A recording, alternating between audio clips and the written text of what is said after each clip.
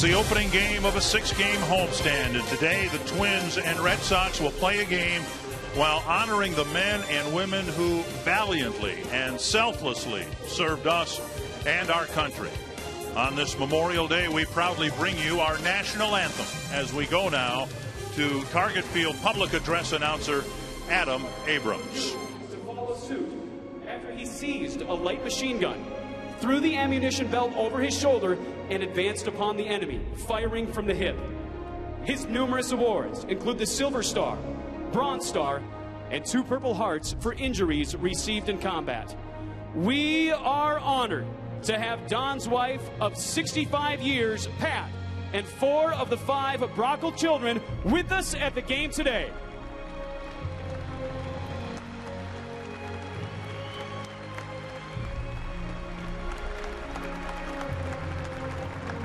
Singing our national anthem today, please welcome the Worthington High School Choir under the direction of Carrie Johnson.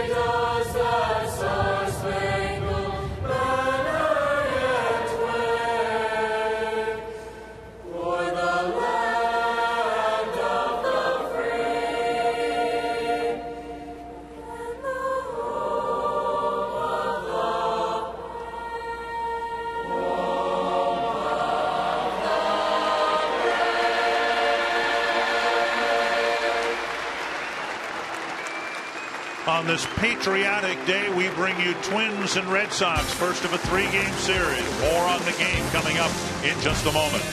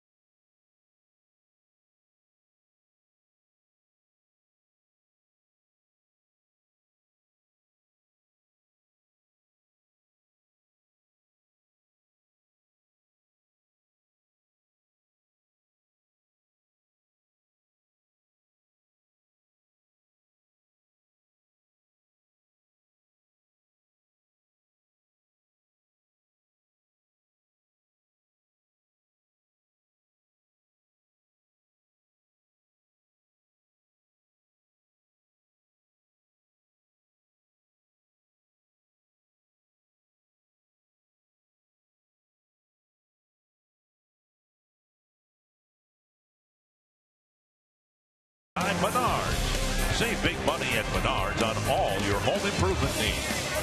And by Dodge. Come discover great deals during the Dodge Drive and Discover event. 12 of the next 16 games for the Twins will be at Target Field. They played very well here, and today they get started in a 6-game homestand. Look who's back. Burt Blyleven, good to have you back. Good to be back. Good to be back. Both the Twins and the Red Sox had a good weekend offensively. The Twins did awfully well in the Chicago series, and both teams have had a power hitter step up in the middle of the lineup. Yeah, I think what we've seen for the Twins has been Brian Dozier. 7 of his 9 home runs so far hit here in the month of May, where the Twins are 15-6. 2 of them in yesterday's win over the Chicago White Sox. So, and then also for the Boston Red Sox, it is Mike Napoli. You see Dozier to the 5 home runs. He's driven in 8. And Mike Napoli for the Boston Red Sox, 8 home runs on the year, and he has hit a home run in each of his last 3 games, a total of 4 of them. And they're not just fence home runs, just over the fence. They are blasts. We are honored that you're spending part of this patriotic holiday with us, the Twins and the Red Sox from Target Field. First of 3 coming up in just a moment.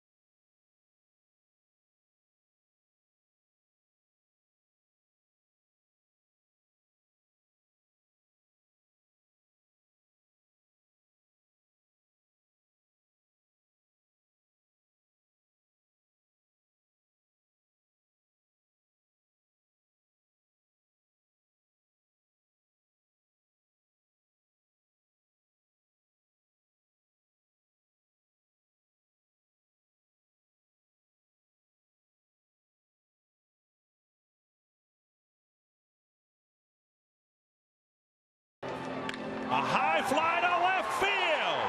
See ya. Gone, a home run as Trevor Plouffe walks him off. And often in baseball, often in sports, the athletes that create them are referred to as heroes. But this afternoon, on Memorial Day, America's pastime and its passion honor true heroes. The men and women, sons and daughters, the mothers and fathers, and the brothers and sisters who have fought and sacrificed for the freedom to play this wonderful game. Today may be just one game out of 162.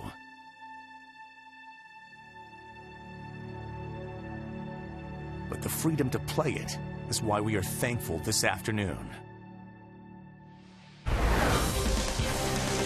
And we are thankful knowing that for many of you in our viewing audience, you have family members who are unable to share this holiday with you because they are serving in the military. Our thanks to all of you who are serving around the globe. And all we can do is simply try to entertain you with what has been a very entertaining baseball team. And God bless all the men and women that lost their lives to protect our freedom. And I second you, Dick. I know that there's a lot of people out there that have been affected by so many different wars, and our prayers go out to all of you. Twins take the field with the best home record in the American League, coming off a really good road trip where they won 4 out of 5. And the nucleus of the good road trip was a starting rotation that gave them a really good chance to win every single ball game. Yeah, 4-1 on the road. The starters combined in those 5 ball games 3-0, a 2.67 earned run average. See if Ricky Nolasco can keep it going here this afternoon. It was Nolasco who started that turn through the rotation in Pittsburgh. John Farrell's team has played better baseball now too. They pitch better, starting to hit a little bit. They got off to a very poor start. Fired their pitching coach, and coincidentally or not, since then they've started to become a contender again in the American League East. But this is a year where that doesn't take a whole lot.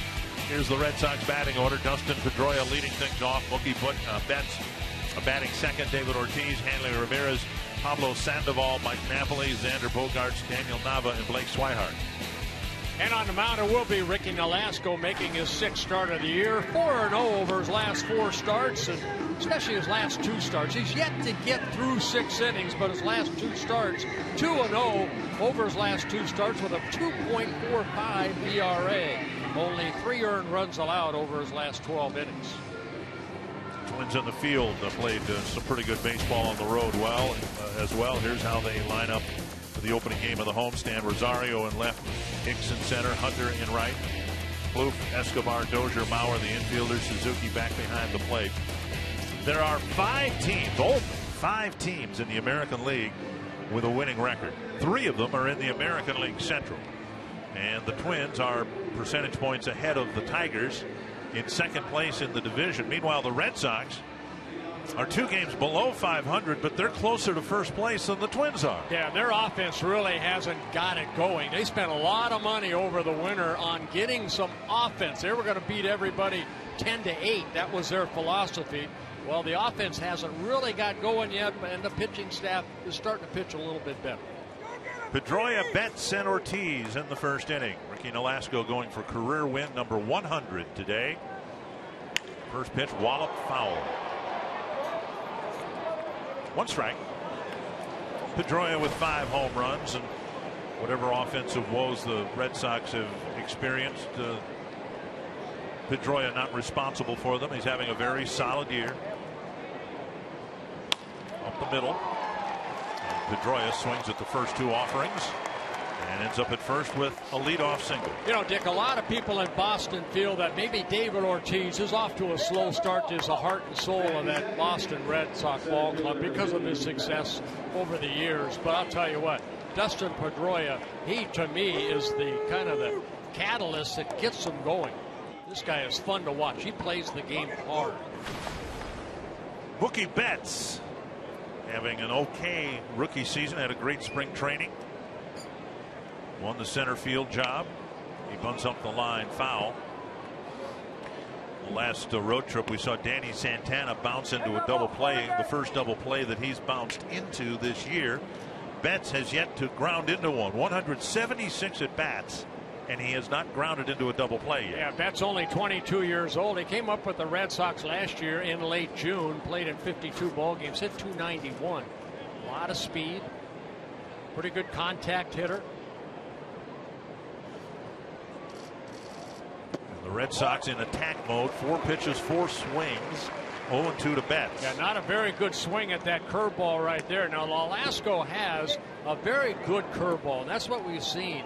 He's just thrown too many pitches in a short amount of time, which has enabled him to get in, say, into the 7th inning.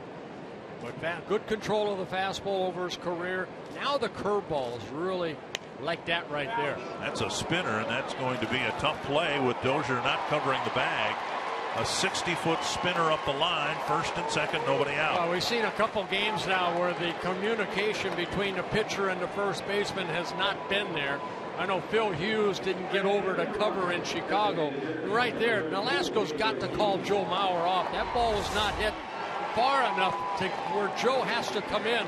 Nolasco get over there. Joe needs to stay at first base. Would have been a tough play for Dozier even to get over there. Just what the Twins wanted to see. 2 men on base for David Ortiz. Especially against Nolasco. He's had very good success against. First and second, nobody out. We'll see if Nolasco can weave his way out of this situation that's been presented to him. 7 pitches, 7 swings.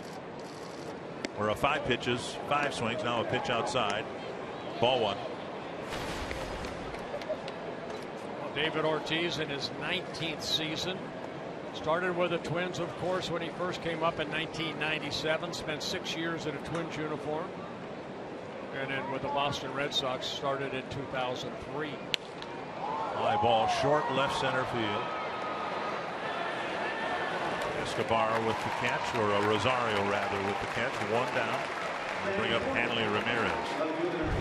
David Ortiz has always been fond of facing his former team, especially here at Target Field. He's our T-Mobile game changer.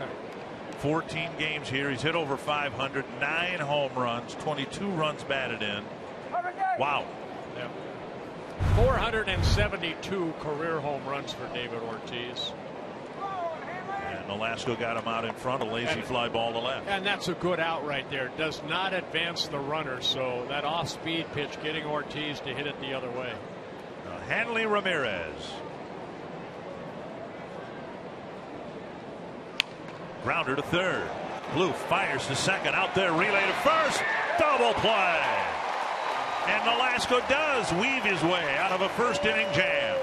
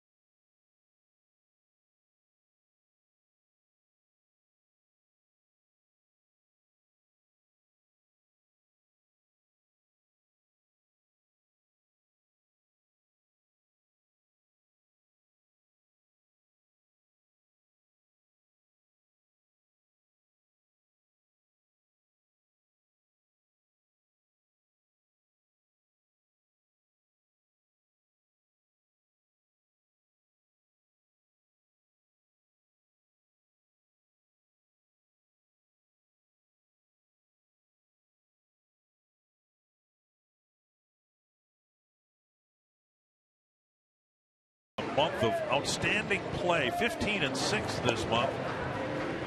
Twins winning a couple of series on the road, a 2-gamer in Pittsburgh, winning 2 out of 3 in Chicago, and they'll start this homestand with this Menards batting order: Brian Dozier, TORII Hunter, Joe Mauer, Trevor Plouffe, Kurt Suzuki, Eduardo Escobar, Eduardo Nunez, Eddie Rosario, and Aaron Hicks.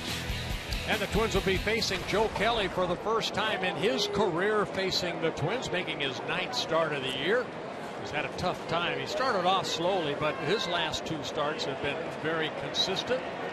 Even though he's 0-3 in the month of May, over his last 2 starts, 0-1 with a 2.03 earned run average.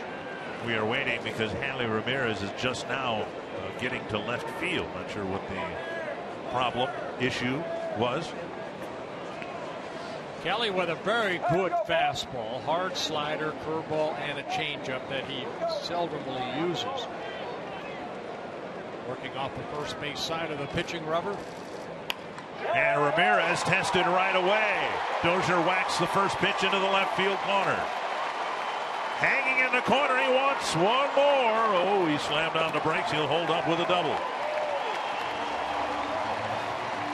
Boy, for some reason, I mean, you wonder if other teams watch video when Brian Dozier gets a base hit or a home run. Everything middle end. You see that ball came running in on Brian, even though it had good movement. He loves that ball inside, able to pull that ball down the left field corner. His 12th double of the year. You could see the target was on the outer half of the plate, but it came over the inner half. And the Twins on the first pitch. Ramirez just could have kept right on running to the left field corner. Keep him running. Let's go. Here's Hunter. Inside, around the hands, ball one. We saw the movement of that first fastball to Dozier that ran in, and even that fastball right there in the low 90s, mid 90s, running in on TORII Hunter. You mentioned a new pitching coach. Juan Nieves let go, and Carl Willis, a new pitching coach for John Farrell. One thing he's tried to instill in Kelly is to slow down a little bit. Don't try to overthrow that fastball. There's a fastball at 95. There's the train. Good to see him back in the big leagues. He was on the short list as the pitching coach for the Minnesota Twins during the offseason, but of course that job went to Neil Allen. Red Sox pretty heavy with world champion Twins. Chili Davis, their hitting coach this year. Swing and a miss, 1-2. That's the slider right there by Kelly. Kelly 43 strikeouts in 47 and a third innings pitched. He's walked 19. Came over from the Cardinals last year in the John Lackey trade. Made 10 starts for the Red Sox last year. 4 wins.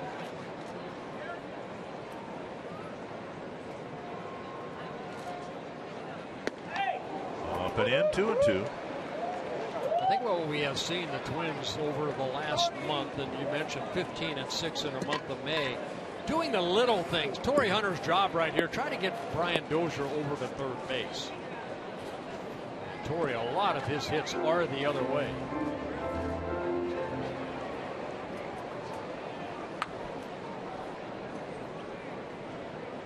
Two and two to Hunter. Just missing the outside corner. It's a full count with Mauer on deck.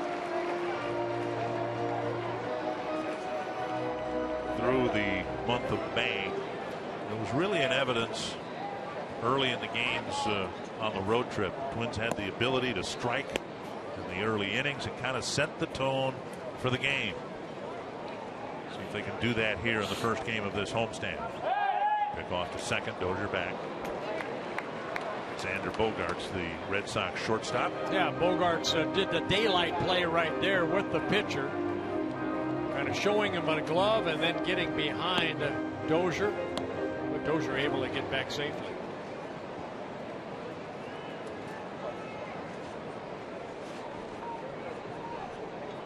Full count to Hunter.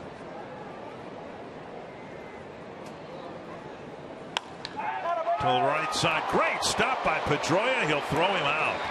Dustin Pedroia taking a hit away from TORII Hunter, but advancing to third is Brian Dozier. Well, the 4-time Gold Glove winner showing his range right there, and TORII Hunter able to do his job. Got robbed of a base hit right there by Pedroia, but does advance Dozier to third base. Northland Ford defense for the Red Sox. Ramirez learning left field. Mookie Betts very good in center. Daniel Nava in right field. Sandoval, Bogaerts, Pedroia, Napoli, the infielders, and Blake Swihart, the catcher. Bauer at the plate, infield playing back. They'll concede the first run of the game if the ball's hit just about anywhere except back to the mound. Fouled away. Joe swinging at the first pitch. You don't see that a lot. Oh, maybe both teams. We saw Dozier jump on the first pitch. Right. We saw everybody for the Red Sox, with the exception of Ortiz, go after that first pitch. Well, you get these scouting reports. Again, they have never faced Joe Kelly, but I think Suzuki has faced him one time. But you get that scouting report, hey, he likes that fastball. He'll challenge you with a fastball right off the get-go. Be ready to swing the bat. Swing and a miss, 0-2. Joe second on the team in runs batted in with 25. Hunter leading with 26. Dozier with 24. Plouffe with 22. And that's what's nice to see. It is all well balanced in that offense for the Twins. 0-2. A high fly, left center field. Dozier setting up to tag. And the throw from Betts, right on the money, but too late. And Mauer on an 0-2 pitch gets the job done. A sacrifice fly driving in his 26th run. And good job also credit TORII Hunter on advancing Dozier. And today's Cold Hard Facts brought to you by Clean Crisp Coors Light. The Twins doing very well with runners in scoring position. Hitting at .292. Only the Royals and the Orioles have done a better job so far this year. And the average is roughly 40 points higher than the overall average. It's one of the reasons why the Twins are 6th in the league in run scoring. Plouffe swings at the breaking ball and misses.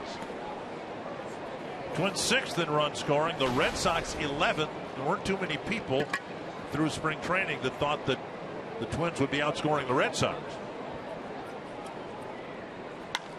Laced past Pedroia and into center field, and Plouffe is aboard with a 2-out single. Now I want to go back to TORII Hunter's at bat and Mansing him and allowing Joe Mauer to pick up the RBI, and Dozier scoring for the 35th time this season.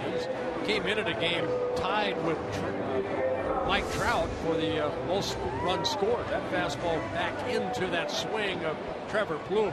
Boy, hit that ball hard. And now Suzuki will bat. The Twins, of course, have gotten some early solo home runs on the road trip, and you know, we've talked about this before.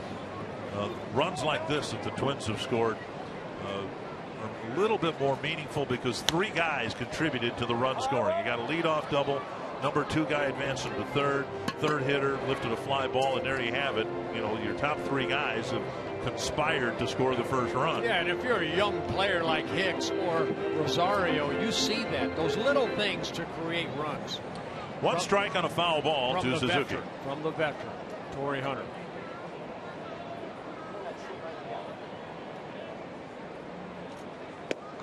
Up and in, 1-1.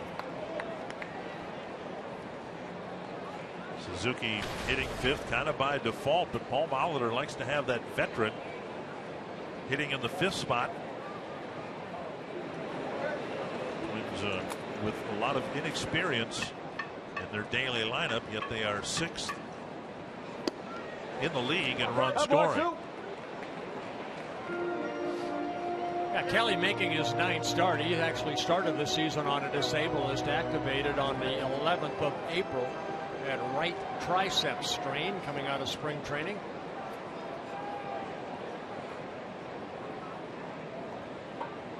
Two and one. Popped up, short center. Betts coming in.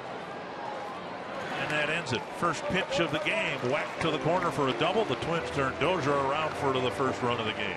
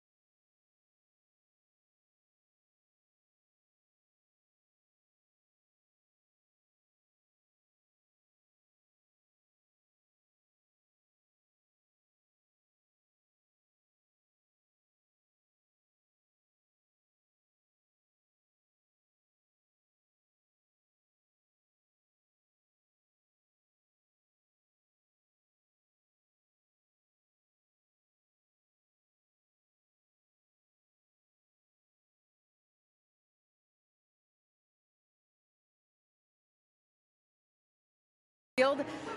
A lot of the Twins are wearing camouflage cleats, wearing camo on their hats and on their jerseys. Today, Trevor Plouffe explained why this Memorial Day is so very special to him. This is important for us because, you know, we're here enjoying this game, and we're able to be here and play this game for a living because of the sacrifices of the men and women who serve our country. And that's true not just for us, but for everybody living in America. So I'm a big supporter of the military. Thank you guys for all that you do, past and present. Both my grandparents, my grandpa served in the military, so this is a special day for me too, and them. But it is very important to us. Trevor also wears a sticker on the back of his glove. Suzuki catches that. And it's an American flag, and he keeps it there all year round. He said he originally put it on Memorial Day, but he never took it off because he never wanted to forget the importance of the military, the importance of people who served, and as you heard Trevor say, both of his grandfathers. Very nice, Marnie. Thank you very much. Yeah, and that's something that I do on my jacket every day, just remembering the ones that gave their lives and are serving our country. There's his glove right there. I've never served on a school board, but if I ever do, I think I'm going to try to mandate that the movie Saving Private Ryan be mandatory viewing for everyone in school about this time of year. I think it would give everyone a better appreciation for those who have served our country so valiantly to center field, and this one lands softly in front of Hicks. And that's saying a lot. Aaron Hicks had a very good series in the field in Chicago. A one-out single for Mike Napoli. Yeah, anytime you can get Napoli, I mean, he swings hard. He has that uppercut swing. That ball ran in on him and jammed a little bit, but you can see how well he has played on Memorial Day. And he adds another base hit to those good numbers. 3 singles for the Red Sox. 1 on, 1 out, and here is Xander Bogaerts. Nice stop by Suzuki. I asked Paul Molitor about his catchers, both Suzuki and Chris Herman, and how much credit they deserve for this improved pitching staff, particularly the starters. And Paul was very complimentary. They've known Kurt Suzuki and his ability to call a game and block pitches and do all the things you ask of a catcher to do when they're not hitting. Over for a strike. In particular, the development of the 2 younger guys, May and Gibson. You've got to give some credit to the guys who caught them, and Paul singled out Chris Herman yesterday. Right. Now a balk is called, and that will advance Napoli to second base. And I must confess, I didn't see what happened. Kyle Gibson, even yesterday's ballgame, after the 8 great innings he pitched, he credited Chris Herman for calling a great game. See what happens right here. Dropped the ball after engaging the rubber. Okay. Here's Bogaerts now with a runner at second, and Suzuki and NOLASCO will talk about it. But the manager made a point of complimenting Chris Herman for not having the best of at-bats, but not letting that distract him from his real job, which was to call and catch a good game. And Herman doesn't get a chance to play very often, and it would be maybe more understood if he took his at-bats behind the plate, because he doesn't get many of them. But he really caught a good game. You know, Herman is that type of catcher that, you know, hey, I'll take an 0 for 4, but if my pitcher wins the ball game, I'll take that over going the 0 for.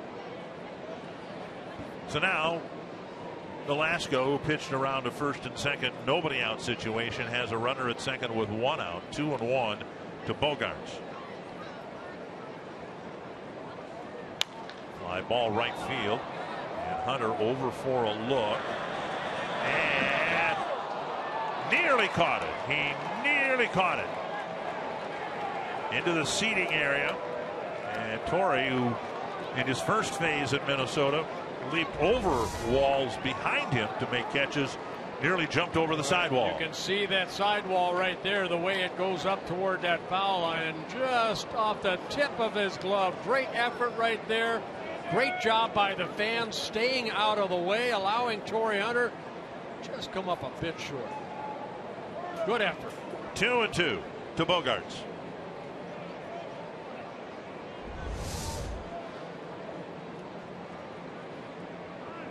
Bogaerts just 22 years old already in his 3rd season with the Red Sox. Out of Aruba. He's part of our WBC Dutch team. Slow breaking ball gets a strikeout. And Bogaerts just walks back to the dugout, and once he gets onto the grass, he's called out. 2 down. Well, NOLASCO had 15 strikeouts over his last 2 starts, and Bogaerts swinging at ball, probably a ball, but NOLASCO picks up his first strikeout. Sanford Health injury report. Second time the Red Sox have put Shane Victorino on the disabled list. It was a hamstring issue on his right leg before, and now it's his left calf. 2 down, and here's Daniel Nava. Nava getting a chance for some playing time, and again a ball dug out of the dirt by Suzuki. Nice stop right there by Suzuki, and Suzuki's going to run the ball back to NOLASCO. I wonder if there wasn't a cross up there. It looked like Suzuki reacted, but that wasn't the pitch he was expecting. We saw that in Chicago with Phil Hughes and Suzuki got crossed up. Well, you saw it on television. We were in Chicago, well, and we were in Pittsburgh. I felt I was there. We were in Detroit. We were in Cleveland. You've been gone a long time. Just a couple weeks. How many dozen golf balls do you suppose you lost over the course of your? How long were you gone? 3 weeks? Yeah, I played 9 rounds of golf, so probably 3 dozen. Actually, probably only about 9. Oh, really? Yeah, you got to feed them to the water gods once in a while. Is that right? 2-0 to Nava. And now 3-0. Blake Swihart on deck. Yeah, Nava in his 5th season with the Red Sox, 32-year-old, signed by the Red Sox back in 2008. Playing in just his 18th game, and for the Red Sox, this is their 45th.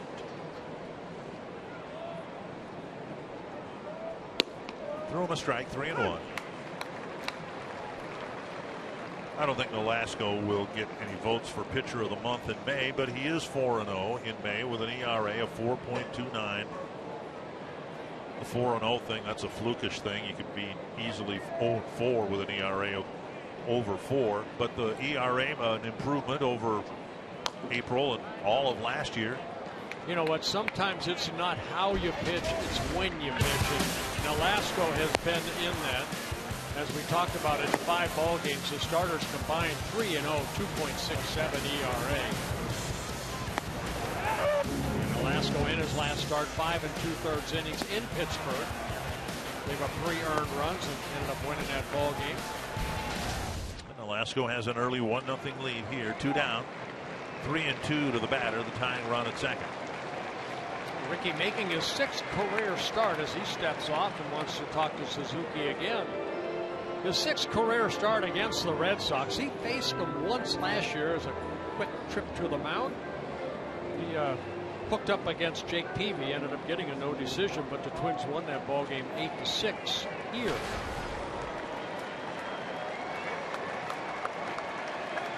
Got a double play grounder to wrap up the first inning, and to wrap up the second with this pitch.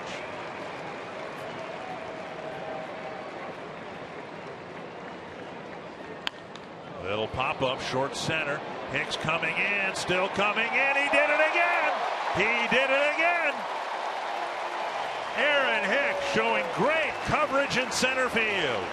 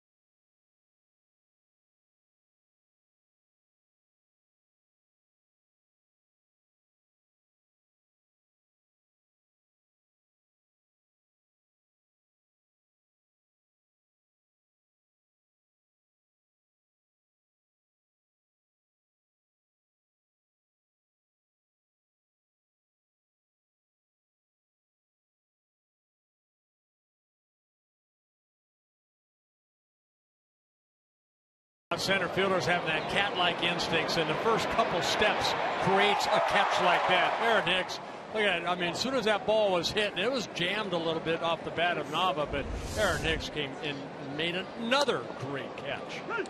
Strike one to Escobar. Nunez and Rosario will follow with the Twins leading 1-0. Well, pitcher's best friend is a good defense, and Aaron Hicks has supplied that for the staff. A good defense and a sticky substance. We can talk more about that a little later on. Brian Mattis got handed an 8-game suspension today for having what's wrong with these foreign guys? substance out on the mound with him to improve his grip on the baseball. 2 strikes to Escobar, playing again at short. Pine tar made here. It's not really foreign. 1-2. Danny Santana not starting for the 2nd game in a row. The Twins trying to unlock the enigma that is Danny Santana this year. Not so much at the plate. He's not hitting particularly well, but very error prone in the field. There's a ball popped up behind third, and Ramirez won't get there. It drops for a hit, and Escobar with a big turn will hold up with a looping single to left. Well, let's go back to Chicago over the last couple ball games and watch Aaron Hicks, how far he has to travel to make some of these great catches. Here going to left center, 42.2 feet, making a nice diving catch. And this one here, awesome. Over 50 feet, Aaron Hicks had to go into right center and then come up with a great diving catch. Those panels that you see in the grass there, they're 6 feet wide. So just counting the panels will tell you, too, how far he had to travel. Nunez, the batter, with Escobar at first. Did you learn that when you were part of the ground crew? Oh, yeah, but you can, I mean, the guys are about 6 feet tall out there, and that's about how wide they are. You lay them down and roll them over? I laid out there and took a nap. I'm 6'2", and there's a little overlap there. So Nunez mashed an early home run in Chicago on Saturday. You know, Dick, you mentioned about Danny Santana getting a couple days off here, and how nice is it to have Escobar, a guy that is able to fill in at shortstop like he did last year. I mean, picked up a base hit right there, but so versatile. We've seen him in the outfield. He can play almost anywhere on the field. That is a fair ball over the bag. Escobar rounding second. He'll go to third. Nunez on his way to second. Escobar's going to be waved around. And the throw up the line. The Twins lead 2-0. Very, very aggressive base running by the Twins. Well, credit Gene Glenn, the third base coach, watching Ramirez get to that ball. And Escobar, credit him for hustling on that ball that hit just over the head of Sandoval at third base. This is a breaking ball and chopped right in front of home plate. That high bounce.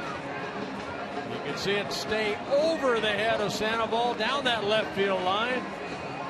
And Escobar hustling out of that box out of first base, told the goal by Gene Glenn, scores his second run. And on the play, Nunez also hustling with his speed, makes it over to third. Infield in now for Eddie Rosario, and he takes inside, ball one. And of course, the throw by Ramirez over the cutoff man, allowing Nunez to advance to third base. It'll be an RBI double for Nunez, picking up his 4th run of the year. Swing and a miss, 1-1. 4 hits, a sacrifice fly in the first 7 plate appearances for the Twins.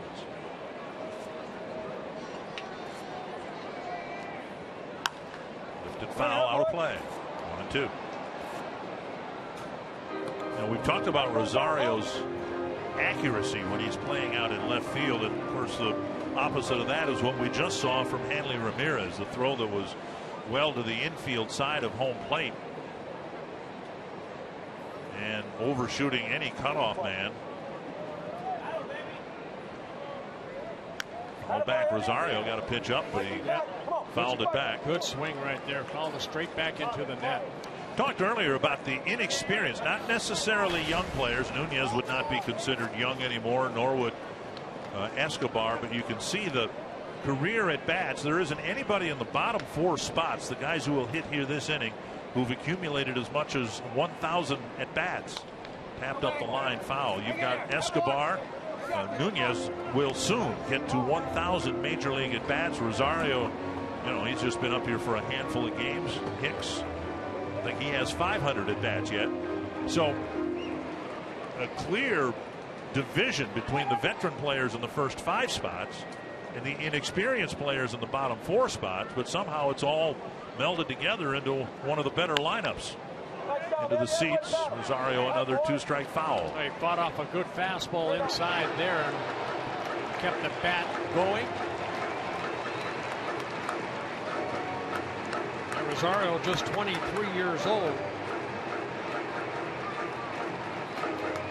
He called up from AAA back on May 4th earlier this month.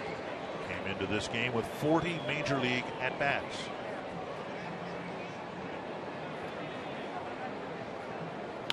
And a base hit, another RBI for Rosario, and a 3-0 Twins lead. That's what the Twins love to see. He fell behind 0-2, fought off some pitches, and ended up getting an RBI single. Yeah, it looked like a rare changeup from Joe Kelly that he left up out over the plate. And watch Rosario go out and get that ball and just hit it softly into right center.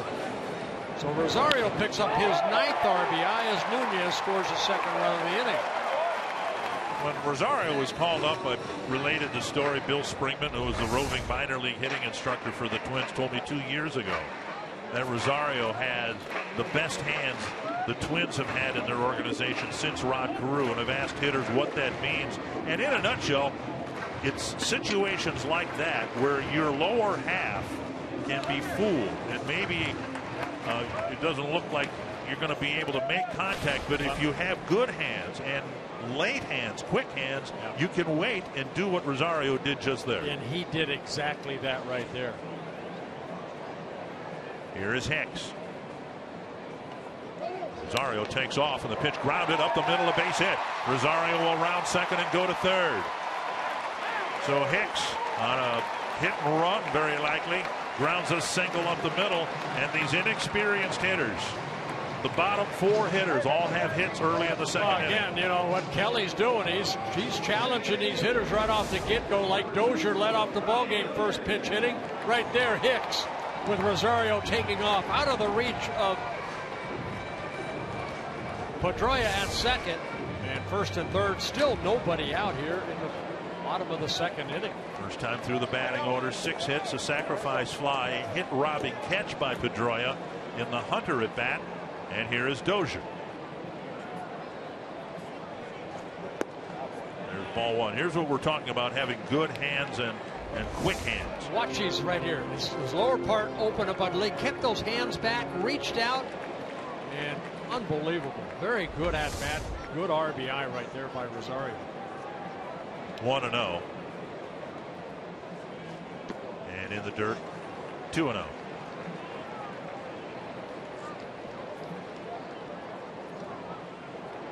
Another quick start for the Twins. Run in the first, 2 so far here in the second. We've talked so often this year about the bottom of the lineup turning the lineup over to the top guys.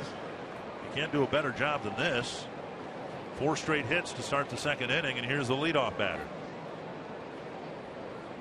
Snapped his bat, infield fly rule. Nope, I'm sorry. First and third.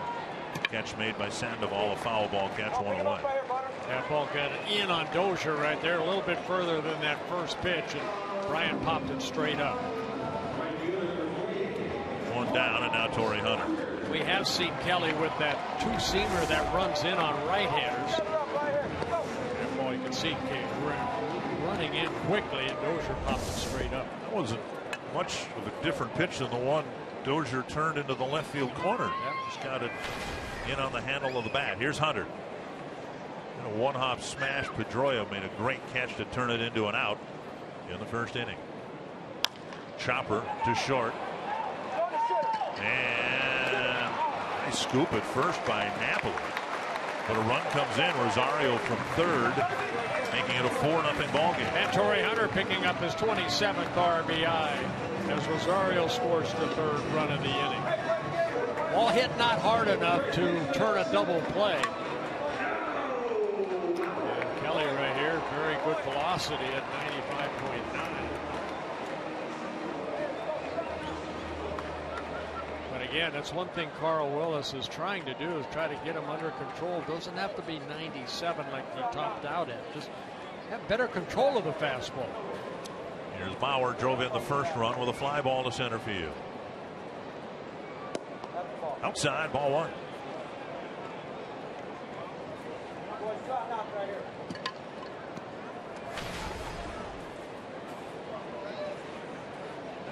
The Yankees behind Eovaldi, leading the Royals 11-1 in the fifth. They scored 8 runs in the first inning.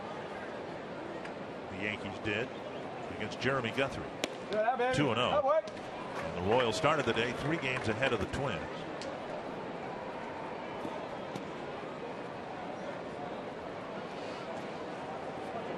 There's 4 teams in baseball with a better record than the Minnesota Twins right now.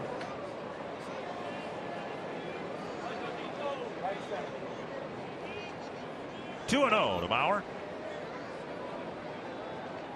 Slap foul.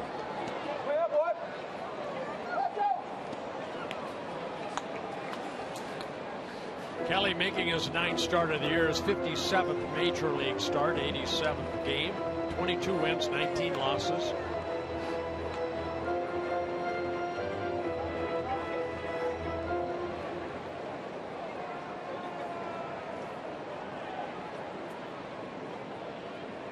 Seven pitches, 26 strikes for Kelly. Fouled away. More of a ground ball pitcher. Really tough on left-handed batters. Opponents came in at a game hitting 239, left-handers 204, right-handers 276. He's allowed 6 home runs, 5 of them to right-handed hitters. There are the numbers. Kelly making his first start ever against the Twins. Gnats around home plate. We've seen a number of batters, and now Mauer trying to swat away some insects. Turned out to be a nice day, didn't it? Cloudy, but no rain. 2-2, Mauer. Up high, 3-2, Plouffe on deck. Twins have been extraordinarily fortunate weather-wise this year. The rotten weather at home has been while the team's been away from home. And here at home, we haven't had a rain delay of any kind. The only delay the Twins have had was in Detroit, the first series of the year.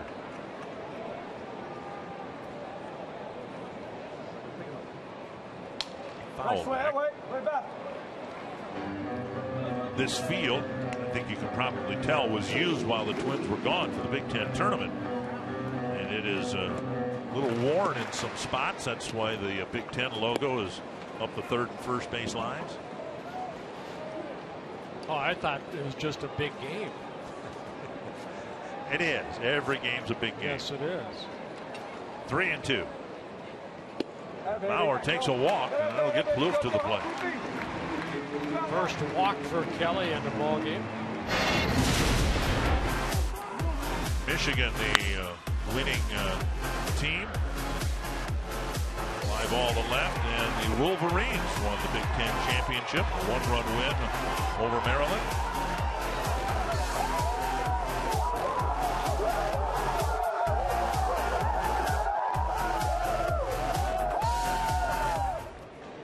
So they celebrated here at Target Field. Here's Plouffe, single to center, his first time up. Strike on the outside corner. Twins 14-6 at home. The Royals 17-7. The Mets 17-6. Some teams really doing well in front of their home crowds.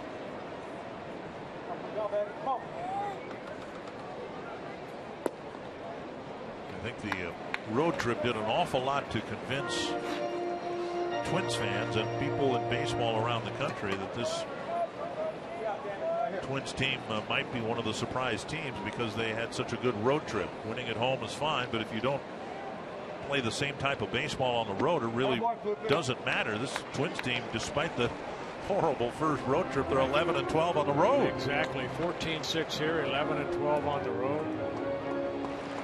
They improved their record in the Central Division to be now one game over 500, 16-15 against their opponents in the Central. Hopefully big at bat here early on for Kelly. And Plouffe takes down and away 3-1. Suzuki on deck.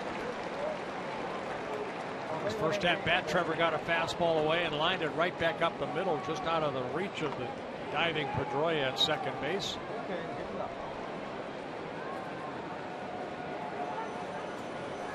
Dangerous pitch right here for a pitcher. Maybe good for Plouffe. Nasty pitch. On the outside corner, 3-2. Pitcher's pitch right there. Kind of tip your hat. Okay. Good one to take, right? Good one to take. I don't think you can do it again. Let's see what Trevor. Runners will be going here. Right here. See number 5. That is a pitcher's pitch. Down and away on the black. Stay with it. Stay with it. Fight it out, baby. Trying to go back out there again, and Plouffe flared it foul. And good at bat by Trevor, protecting the plate right there. I think Trevor kind of turned around and said to ask CB Buckner, was that a strike? 31 pitches so far this inning for Kelly. 47 total. Matt Barnes up early in the Boston bullpen. Trevor, the 8th hitter to hit this inning against Kelly. And another one near that outside corner, and Trevor fought that off.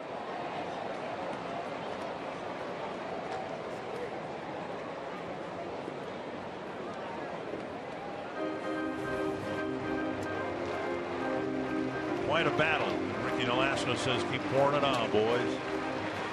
He's gotten plenty of run support in May and already has a 4-0 lead. A drive to left. Ramirez back. It is gone. What an at bat for Trevor Plouffe.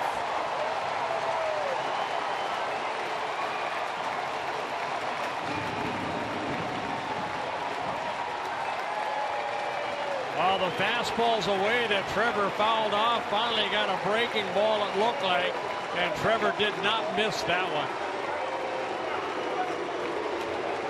Home run number 7, and now Plouffe has 25 runs batted in. And the little cutter breaking ball left middle of the plate, and Trevor opens up the game with a big 6-run bottom of the second inning, thanks to a 3-run home run. And now the 9th man to bat, Kurt Suzuki. Strike 1. Home run measured at 388 feet. Red Sox have been pitching very well. The rotation's been very good since they made the change with the pitching coach. Not today. Kelly really getting pounded here in the second inning.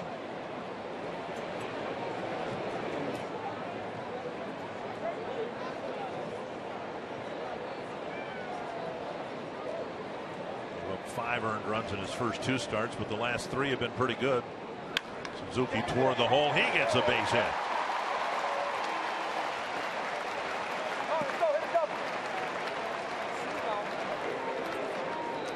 And John Farrell, I think, is going to come out, and we'll see a new pitcher. So a very short start, shortest start of the season for Joe Kelly. He's already given up 7 earned runs. He's responsible for Suzuki. And Farrell making the first pitching change he's made here at Target Field since he brought in Glenn Perkins to close out the All-Star game. Different circumstances,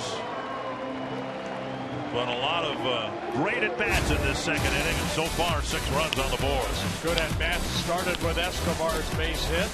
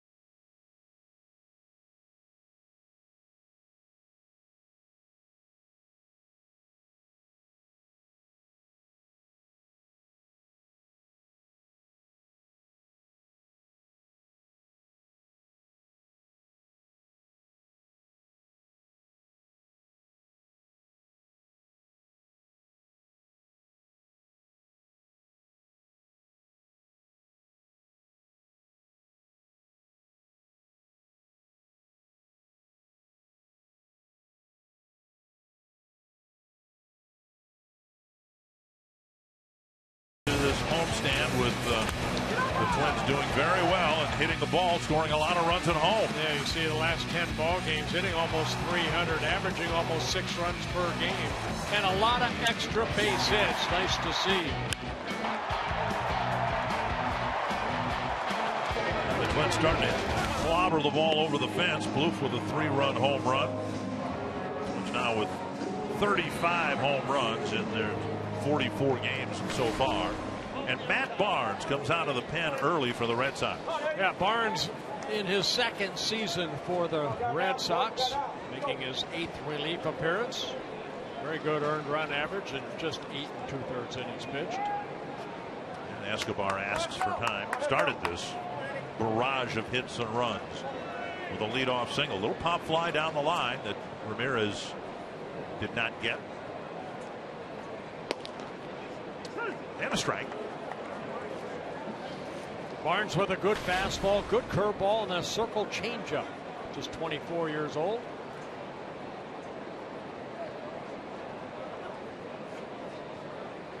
Up high, 1-1. Twins will see a lot of the Red Sox. Red Sox will see a lot of the Twins.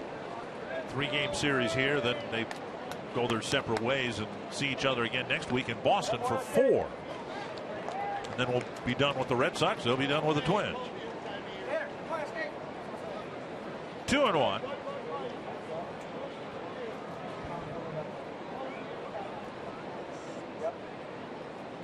You know, it's funny because they train right there in Fort Myers, Florida. Boston and the Twins, they face each other more in spring training than they do during the season.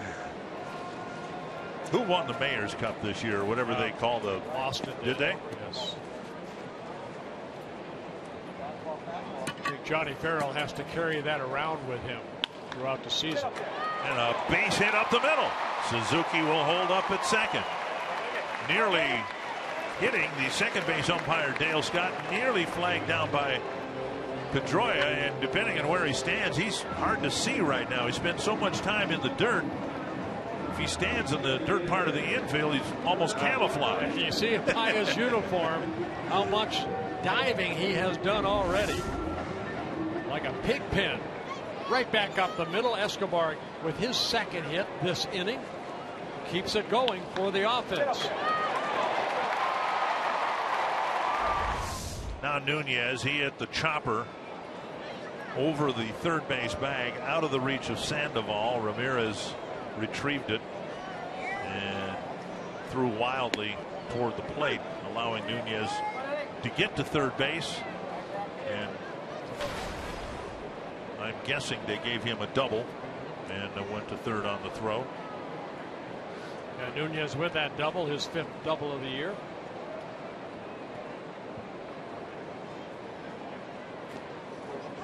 Swihart with a nice block, 1-1.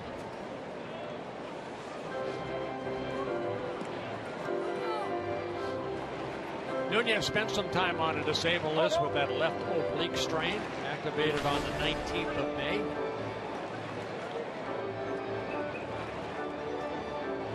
Come on, Nunez. Go, baby.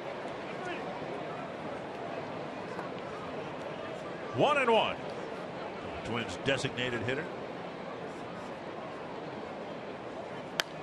Paul Molitor saying today Kenny Vargas has done very well in Rochester as a designated hitter, hitting over 400, couple of home runs, a double. Has just a few at bats. It was just a week or so ago that he was sent down. But the clear implication was that if Vargas keeps doing that, Twins will make room for him up here. They've got 13 pitchers right now. Kelly knocked out early. 1-2 to Nunez.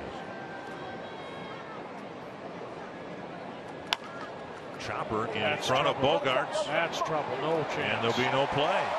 An infield hit for Nunez, and they're loaded up now for Rosario. Well, like Escobar, Nunez gets his 2nd hit. This is an infield base hit. And this ball chopped in again like his double was over the head of Sandoval earlier this inning. Here, this ball just chopped straight down, and no chance to get the speedy Nunez. Bogarts gets it, but decides not to throw it. Rosario drove in a run with a single earlier this inning. What an inning. 8 hits so far this inning for the Twins. 6 runs scored. Foul away, 1 strike.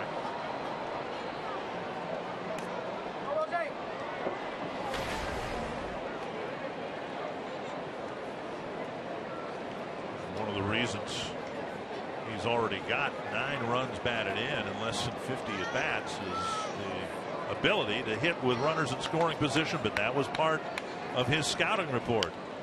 You know, we were told, people who'd watched him play, that he enjoys the moment. He wants to be there with men on base. Pretty good indoor box score, and this is the 2nd inning. Look at all the hits. 10 hits, 7 runs scored so far by the Twins, so keep it going.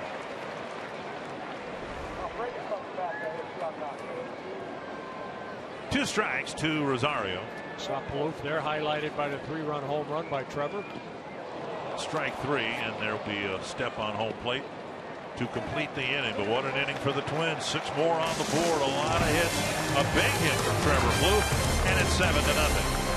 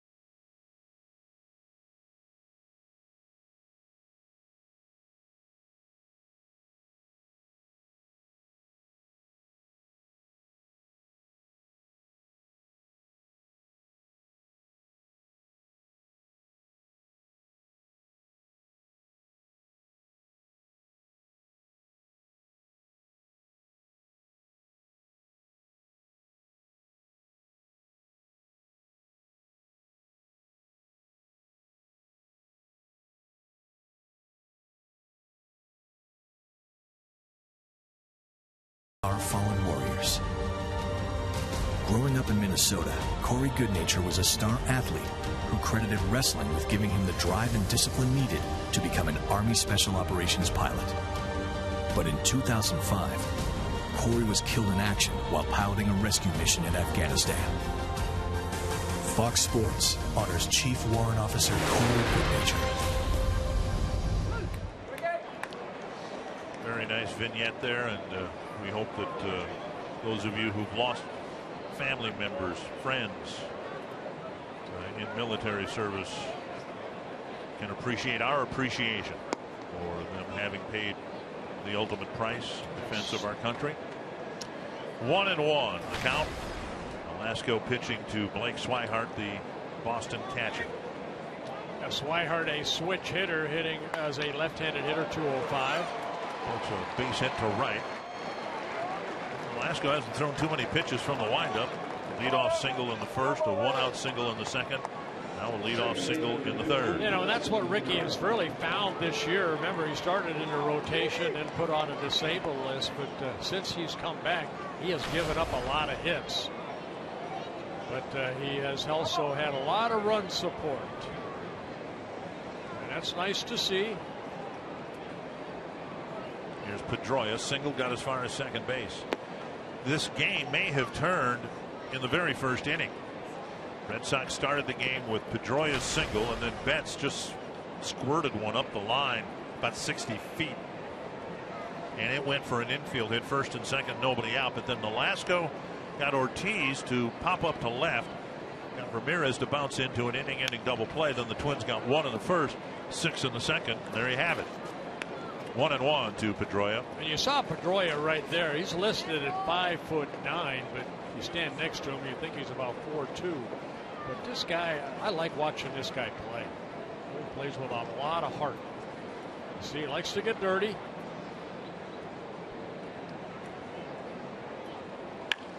Another base hit up the middle. Yeah, I think we're seeing two of the best second basemen. And I know Robinson Cano was a great second baseman for the Seattle Mariners, but these two guys play, Brian Dozier and Pedroia. They're fun to watch. And if you look at Dozier, his uniform is dirty too. It's almost like they come out early just to get dirty. Whatever the baseball equivalent of a gym rat is, that's what Pedroia is. First and second, nobody out again for the Red Sox and Mookie Betts.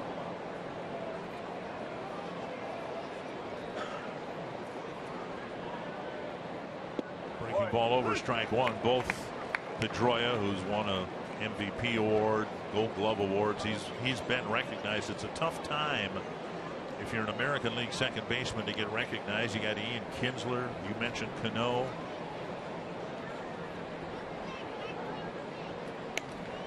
Right off the end of the bat, that's a spinner toward the Twins dugout, and that's kind of how Betts got his base hit. Hit it right off the end of the bat. Yeah, Altuve with the Houston Astros. Yeah, a lot of good second basemen. And Betts has seen a lot of breaking balls in his first two at-bats from NOLASCO. Devin Travis might be the Rookie of the Year in the American League. New second baseman for the Toronto Blue Jays. NOLASCO would like a strikeout right here. He's picked up one when he got Bogarts to swing at a breaking ball down in last inning.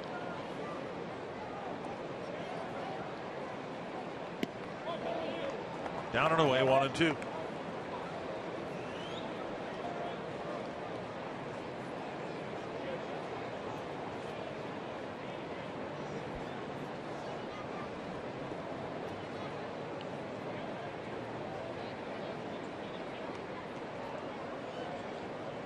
Check swing. Did he go? No, says first base umpire Ted Barrett. Paul Molitor looks toward Barrett as if he thought he might have gone. But that is a check swing, I believe. 2-2. NOLASCO trying to do what he can here to keep any damage done to a minimum. He's got Betts up, Ortiz, Ramirez in the next two spots. Now 4 straight breaking balls so far to Betts. Another one. Make it 5.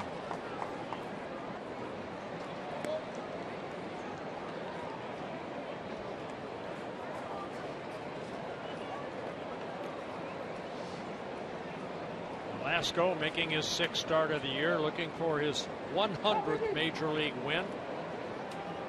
99 wins, 88 losses.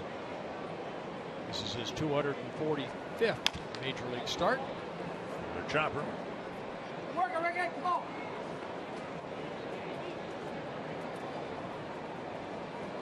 In NOLASCO's last start, the Twins scored 1 in the first against Francisco Liriano, then knocked Liriano out with a 6-run second inning.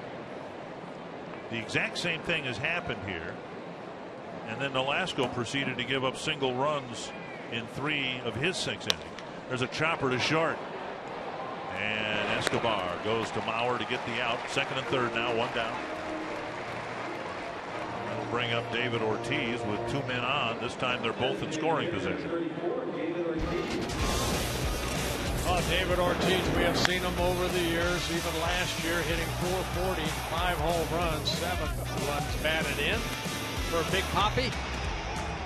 The one I will remember, and the one Casey Fiend will remember, is the one in Boston. The Twins were 1 out away from winning a 1-0 game at Fenway Park. For one thing, you don't see many 1-0 games at Fenway Park. And then the Twins are ready to win one on a Chris Parmelee home run on the top of the inning.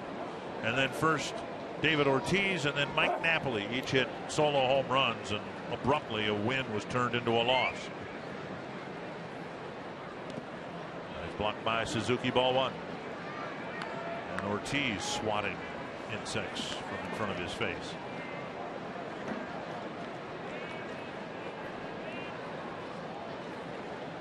Ortiz with a short fly to left his first time up. Off to a slow start.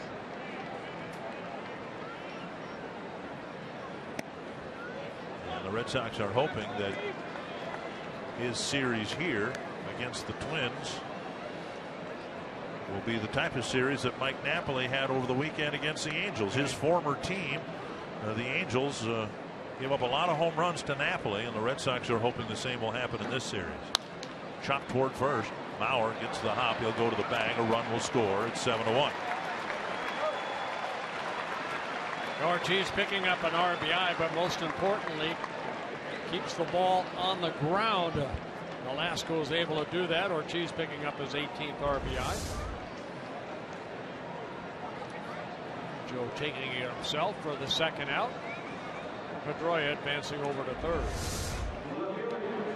And if NOLASCO can get Ramirez, then that would be a pretty good job of damage control. A couple of hits start the inning, but you're up by 7. You don't mind giving back 1 run. Yeah, and you know what? And that's what I think has made the starters that much better this year, is that they're staying away from that 3-run more inning, that big multi-run inning.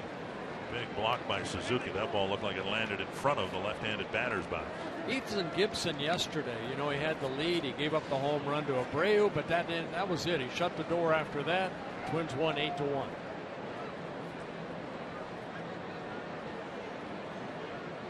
Neil Allen had the challenge that Carl Willis now has, trying to get to know a whole new pitching staff in a different organization. Sure, it's another nice stop by Suzuki. Sure, it's tougher for Carl Willis, who was a AAA pitching coach with the Indians, to have to switch over and get to know a major league staff in a hurry in the middle of a season. Well, the thing that Carl Willis has going for him is that, you know, he was a pitching coach in Cleveland. He was a pitching coach in Seattle, and he's still in the American League. Where Neil Allen, even though he was, you know, with the Mets a long time, also Tampa Bay in the minor leagues. Swing and a miss on a 2-0 pitch.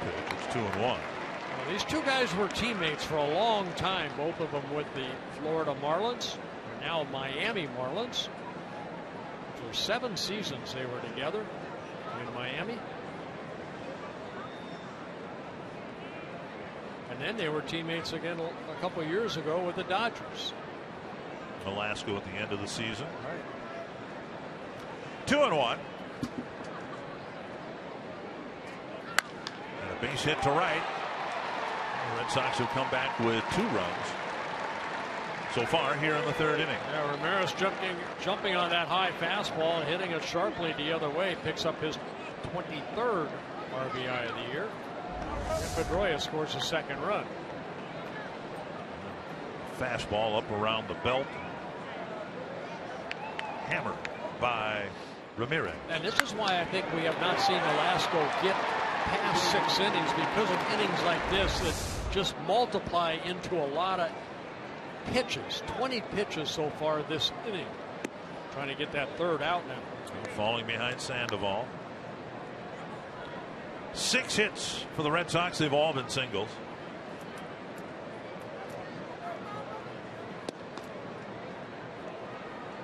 Two and 0.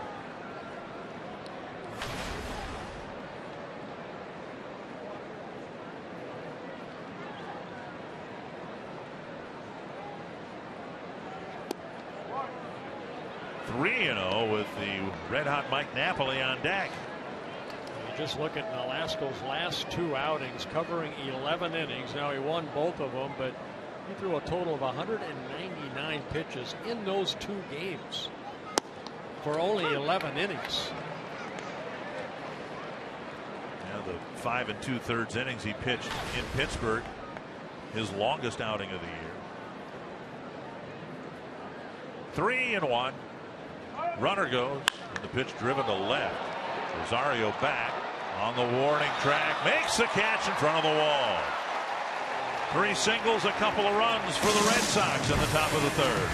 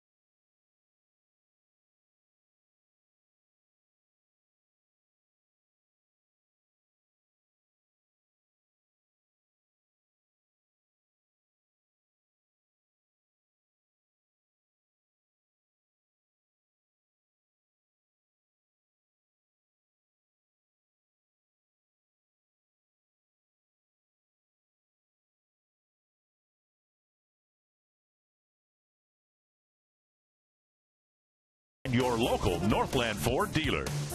And by Grand Casino. The best stories start here. 7-2, the Twins in front. They scored early another 6-run second inning in support of Ricky NOLASCO. The Red Sox with a couple of runs in the top of the third. Aaron Hicks will lead off. The bottom of the third. Single to center is last time up. Looked like the Twins put the hit and run on. And Hicks sent a hot ground ball up the middle. Ball one. Yankees leading the Royals now 12-1. Bottom of the 6th inning at Yankee Stadium. Twins with a big lead here at this point. Could draw to within 2 games of the Royals. There's a strike on the outside corner, 1-1. With the short start of Joe Kelly, now Matt Barnes has to stretch it out a little bit. Hopefully pitch a couple, 2-3 innings, keep his club in the game.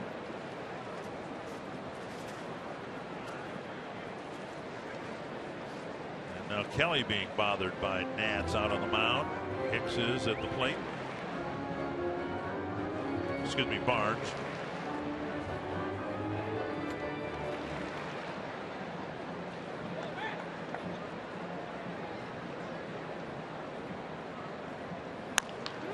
Dribbler toward first. Napoli has an easy play to the bag. 1 down. Let's go to Marnie Gellner.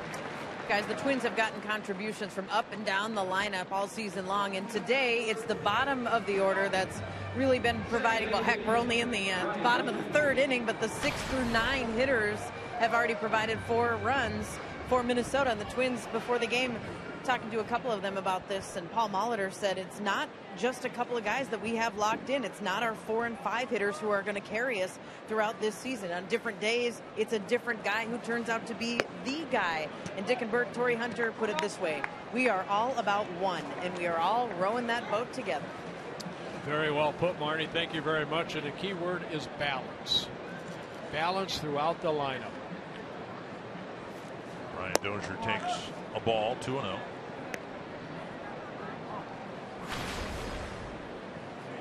Dozier started the game driving the first pitch he saw into the left field corner. Came around to score later on a fly ball from Joe Mauer.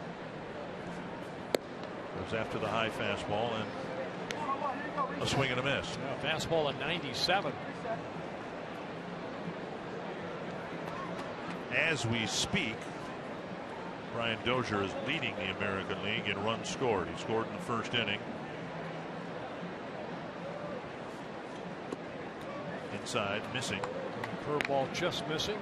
35 runs scored for Brian Dozier, 1 more than Mike Trout. The Angels play tonight against the Padres.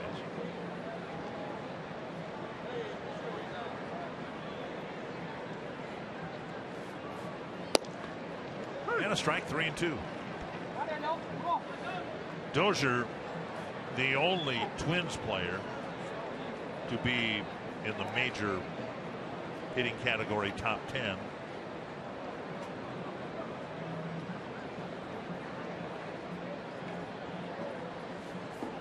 Struck him out. 2 down. A good fastball right there. Barnes picks up his second. And want to wish happy 25th wedding anniversary to Scott and Susie Adams. Scott, a wounded warrior and also a big member of the Twins fantasy camp.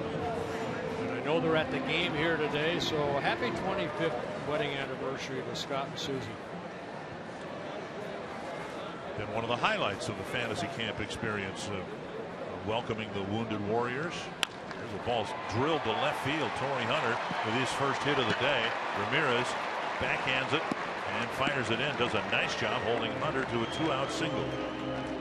Well, Torii getting into the hit parade for the Twins, picking up his first hit. Jumping on that first pitch and hitting it sharply into left field.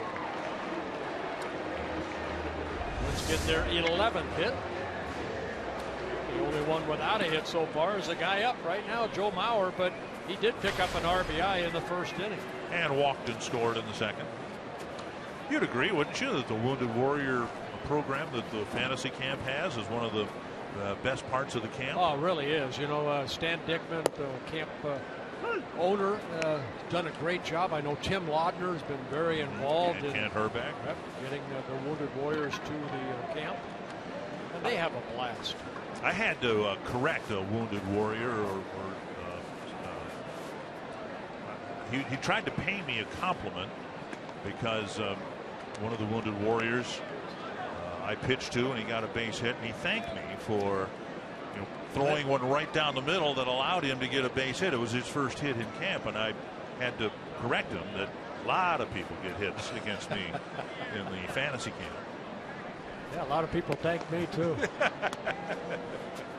Over 4,000 of them. Your Christmas card list must be huge with all the people thanking you for all you've meant to them in their careers. Thanks for giving me my first home run. Oh, you're welcome. 1-1 to Mauer. Just outside 2-1.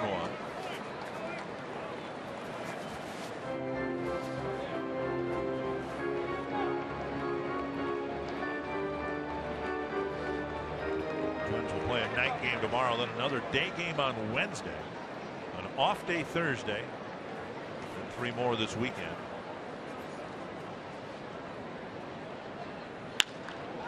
Foul, and then 4 games in Boston, then home for another week. So this team that's played so well at home, 12 of 16 games to be played here, if they can extend their good play here at home and on the road, this is a really important part of the schedule coming in. Well, you hit some bumps in the road here or there, and they're going to. They did it, starting off the season. Now they're playing good, and you hope to keep it going.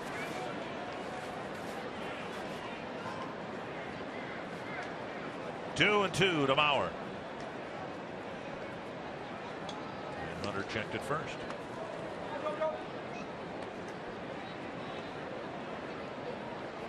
The things the Twins did well, and they did a lot of things well on the road trip. When the other team would score, when the home team would score, Twins would come right back and answer. See if they can put together a 2-out rally here. That ball hit to left. Ramirez back to the wall. That ball's off the wall. Hunter to third. The throw coming into second base. It's a double for Mauer. That ball looked like it landed about 2/3 of the way up on the fence and left. And Hunter and Mauer now with 2-out hits setting up Blue. Yeah, the 10th double of the year for Joe Mauer, and now every starter has at least 1 hit. Fastball away, and we're over the head of Ramirez, hitting off the wall. Watch Ramirez go back, runs out of room. Got the ricochet very quickly back to the infield. That kept Hunter at third base. A couple of decent plays and left by Ramirez. He held Hunter to a single by getting to his hit quickly and firing to second base. Blue chops it foul. If Ramirez had not played that ball cleanly off the wall, Hunter would have been sent in from first base on a double. Bloof with a 3-run home run his last time up.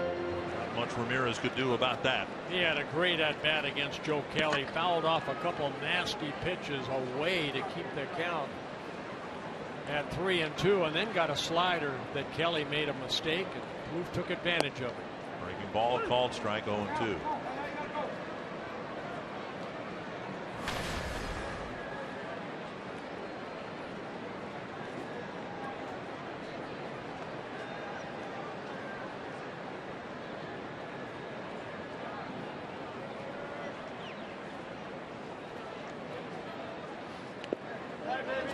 Swihart.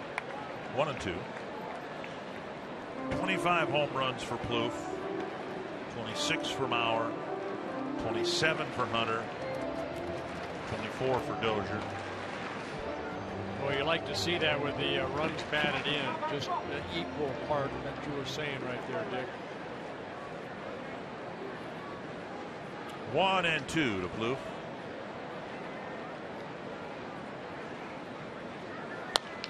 And flipped foul.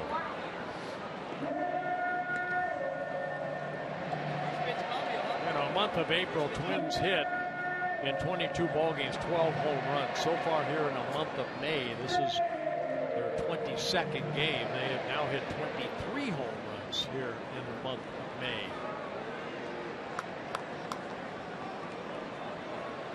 And averaging about a run and a half more per game. Fastball at 98 challenges Plouffe. The Twins strand 2 runners in scoring position in the third.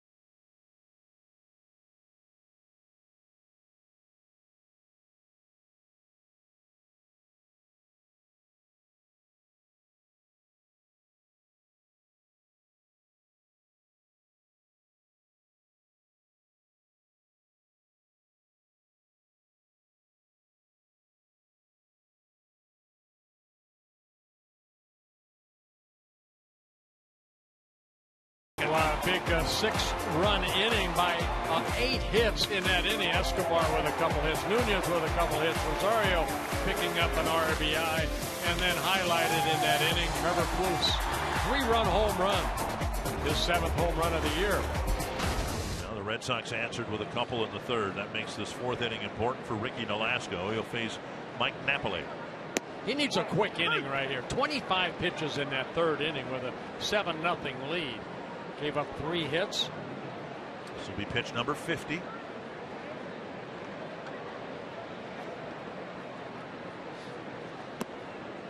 One and one.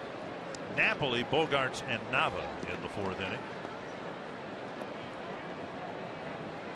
Nolasco looking for career win number 100.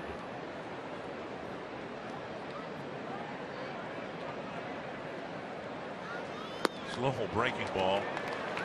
You know, people talk about his breaking ball, but to me the success of it is his ability to change speeds with it. Right.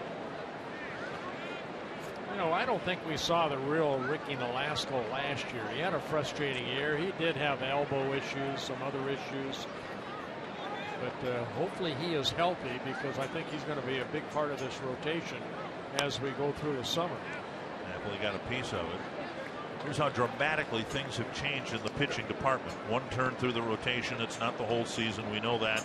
But Nolasco and company did a good job on the road trip, and the Twins won 4 ball games. Pelfrey, Gibson, May.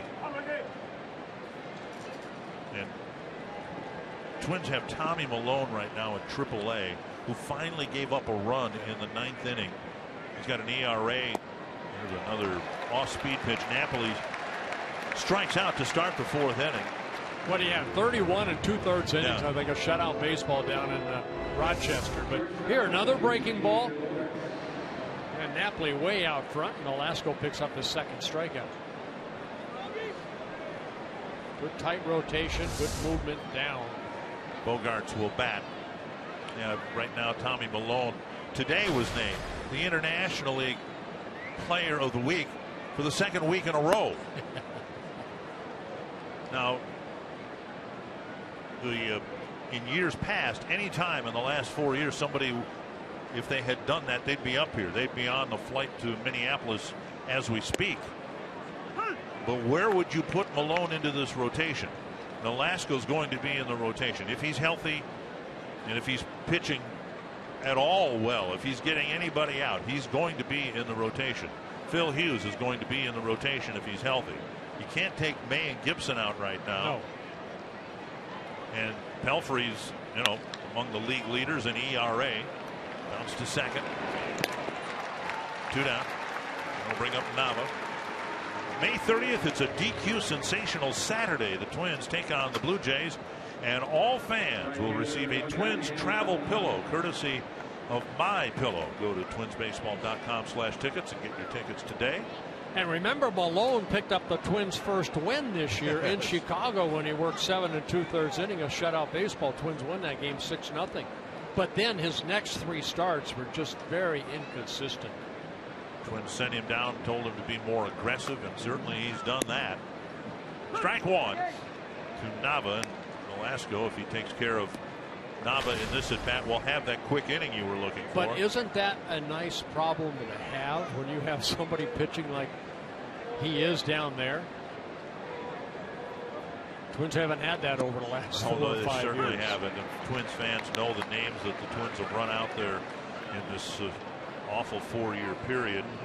And it's another reason why the longer this good stretch of baseball goes, the more reason there is to believe that it can be extended for a full season, because there's some pitching depth that this team has not had in a long time.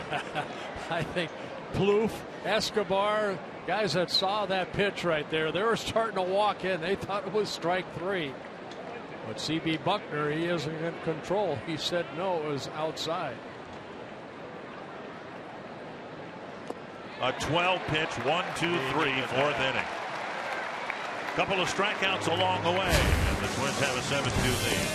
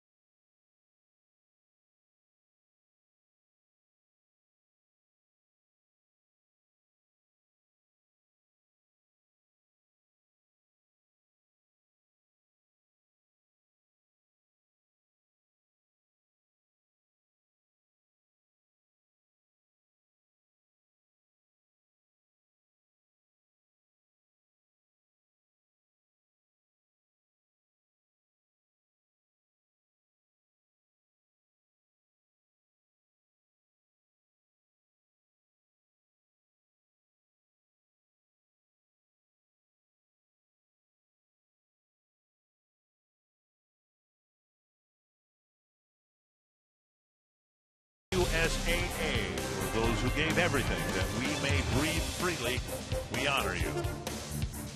It's in front here, 7-2. Scoring a run in the first, 6 in the second. The last time the Twins played the Red Sox, it was at Fenway Park, 3-game series. And the Twins scored a total of 2 runs. They only gave up 5 runs in a 3-game series at Fenway Park and lost all 3 games. 1-0, 2-1, and 2-1. Suzuki takes inside, ball 1. And so they come back in the second inning of this game alone, score 6 times. You know, you read the Twins notes and go back to 1961 between these 2 ball clubs. So a little pop up the short right field. Nava comes in, makes the first catch, but they are actually tied. Twins have won 298 games, and Boston has won 298 games. So this is kind of like the rubber game, I guess. I guess. Yeah. They can have a Mayor's Cup. If we win today, we'll have the edge in the all-time series. Never more lopsided than, I believe it was 1965, the year the Twins went to the World Series. Back then, a 10-team league. That ball just fouled. 10-team league, and you played everybody. Was it 18 times? I guess it would have been. And the Twins went 17-1 against the Red Sox. And then, that team had Yastrzemski. It didn't have Ted Williams anymore, but it had Yastrzemski and Monbouquet. Bill Monbouquet just passed away a couple of months ago. A light rain is falling here at Target Field, but we don't expect it to amount to much. This field has seen a lot of baseball and seen a lot of rain over the last few days. Just off the outside corner, 2-1. You wonder where all this might lead. Escobar playing a couple of games in a row at short. He's not had an abundance of chances, but he's made every play. His throws have been accurate. He's picking up some hits. And credit Escobar too. He had such a good year last year when he had a career high 275, played in 133 games. Went to spring training. Santana's the shortstop. Where do I play? And he's played the outfield. He's played some short, some third, can play anywhere. But the opportunity's there for him to take it over again if Santana continues to struggle. 3-2.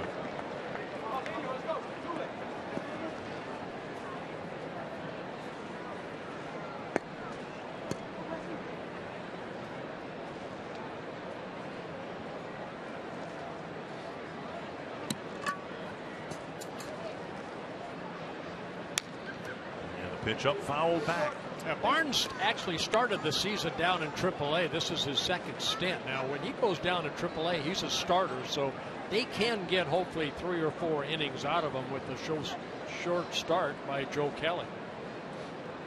All of his major league appearances have been out of the bullpen for Barnes, including last year. And Escobar strikes through a cutter. Barnes picks up his 4th strikeout in relief. Nunez will bat. In honor of Memorial Day weekend, Fox Sports proudly supports Folds of Honor and its mission of providing educational scholarships to families of military members who have been killed or disabled while serving our country. For more information, visit foxsportssupports.com. 2 down, and here's Eduardo Nunez. A double and a single so far for Nunez. Both balls chopped into the dirt right in front of home plate. And then utilizing that speed he has. Big swing right there by Nunez.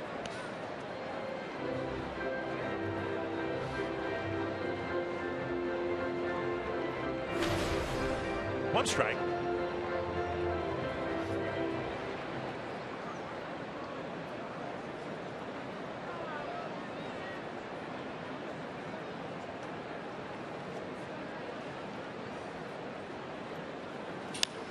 Lifted to left. And Ramirez underneath it. Makes the catch. A 1-2-3 fourth. And the Twins still lead by 5.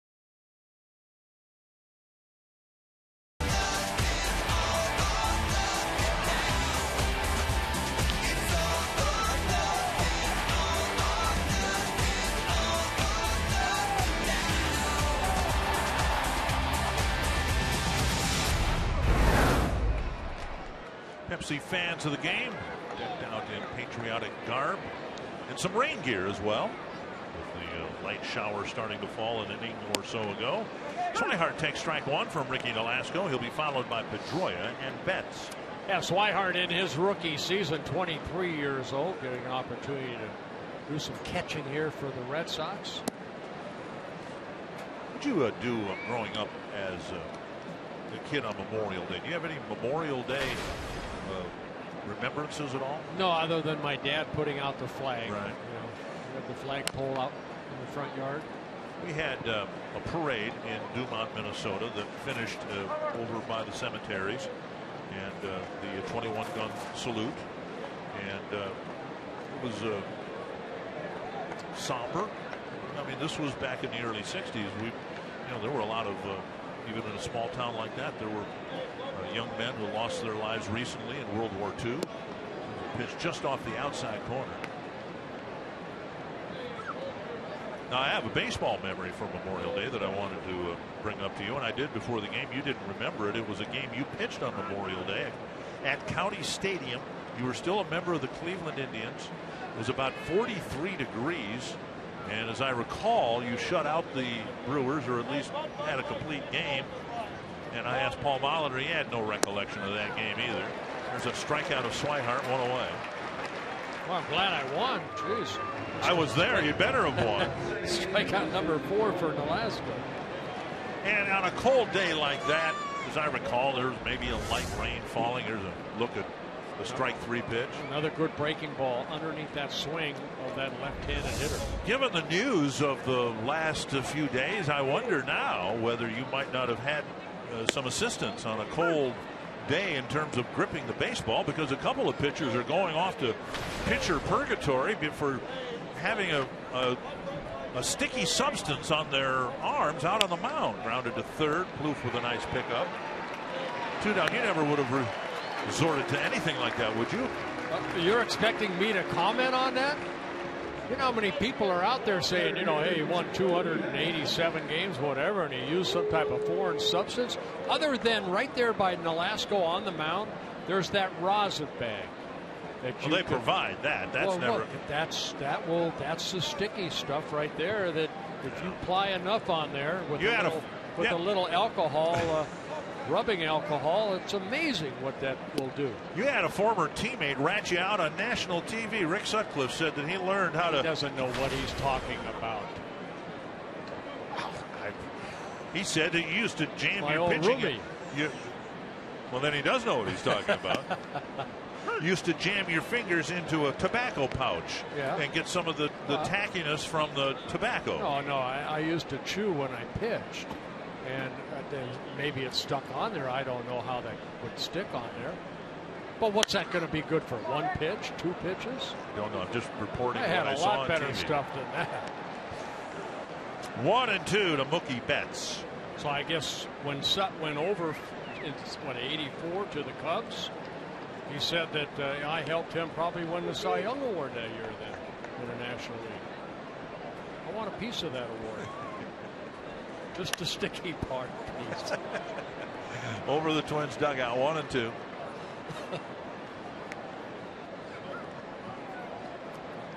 Well, I'm not saying that pitchers don't do that. Get some type of. Let's go to our Carsuit.com trivia question. Who holds a single season record for most home runs by a designated hitter? 1-2 again to Mookie Betts. 2-2. Ron Bloomberg. He was the first designated hitter. Tony Oliva hit the first DH home run in baseball. And those are answers to trivia questions completely unrelated to the one we have here today, which is our way of saying we have no idea. But you would think it'd be the guy on deck. Hit 35 last year. I'm guessing it's an American League guy. Very good. Another good inning for NOLASCO.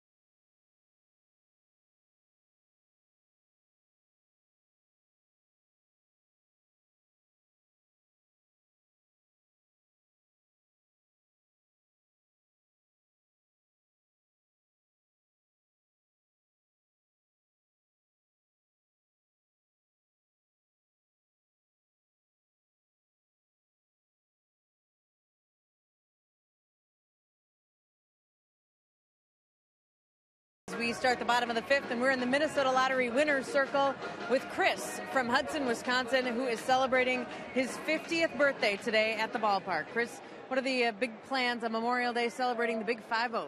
Well, if the rain stops, I think we were going to go home and barbecue some ribs, but it's not looking that well, so we're probably going to order up a pizza from our favorite restaurant, Carboni's. Good plans. You made your own sign today too, didn't you? Actually, one of the gals at the bar did, and yeah, she did a fine job on it. Sorry, I should have said you brought your own sign. You've been holding your own sign. Usually we see circle him, Bert. It's his 50th birthday. Chris is all about, it's my birthday, you're just owning it. You're owning 50. It's my party, and I'll cry if I want to. Yes, thank you. Happy, no crying. Happy birthday. Happy 50th, Chris, and just by, 316 more days until my next birthday, and it's a big one.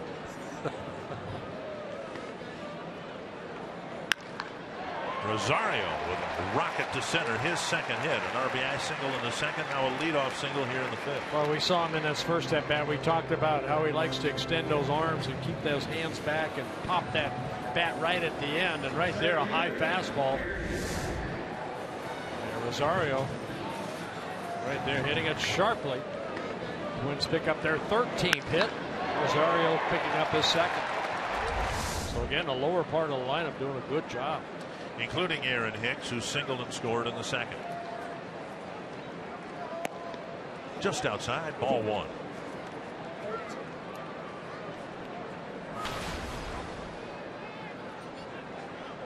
Hicks is a left-handed batter hitting .241. Still looking for his first RBI. This is his 44th at bat. Driven to right, Rosario will have to scamper back to first. And he gets back. Ended up playing that pretty well. Fairly well hit ball to NAVA in right field. And Rosario took off, stopped, ran another couple steps towards second base, and then retreated. Well, it was almost deja vu when in the second inning. Remember, Rosario got that RBI single at first, then he took off, and Aaron Hicks jumped on that first pitch and moved Rosario over to third base. And now Brian Dozier.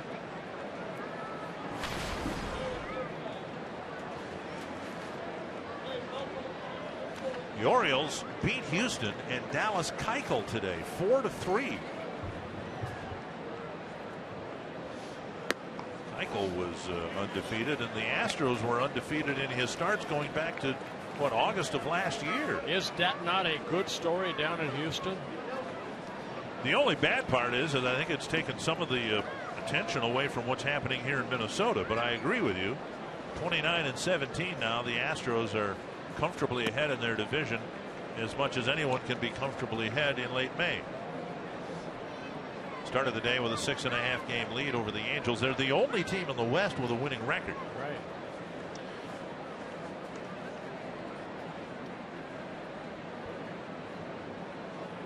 Two 2-0 to Dozier. 2-1. Barnes has 4 strikeouts. He struck out Dozier in the 3rd inning. And came in relief of Joe Kelly in the 2nd inning. Still out here in the 5th.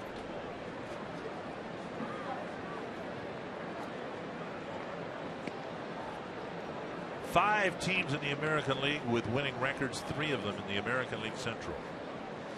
You have the division leaders, Tampa Bay, and they're leading their division by default. And now the Yankees well on their way. They're leading the Royals 14-1 in the 8th inning. They'll move above the 500 mark. Dozier swings and misses, 2-2. And then the Astros.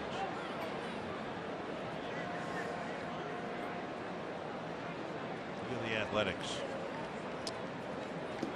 Worst record in the major leagues. And they are hosting the Tigers this afternoon. They deserve it. They cleaned house. Foul tip. Swihart hangs on. It's a strikeout and the 2nd out of the inning. And we will now honor our national moment of remembrance. Twins and Red Sox are proud to once again participate in the national moment of remembrance. As we pause to remember the brave men and women who made the ultimate sacrifice in service of our country, we ask that you please join us now in this moment of silence as a collective, unified expression of gratitude to the heroes who lost their lives while protecting the freedoms we enjoy today.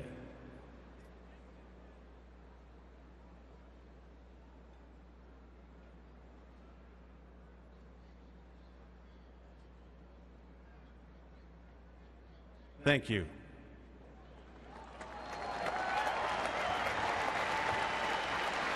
Now batting for the Twins. Two down, a runner at first, and TORII Hunter will bat. Hunter with a single and an RBI. Isn't that nice what baseball is doing? Remembrance of all the men and women that lost their lives. Rosario still at first after his leadoff single.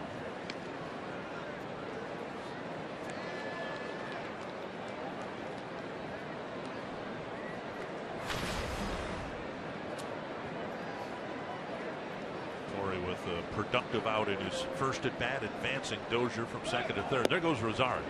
Swihart's throw not in time. A stolen base for Eddie Rosario. He steals his third base in 3 attempts. Got a pretty good jump right there.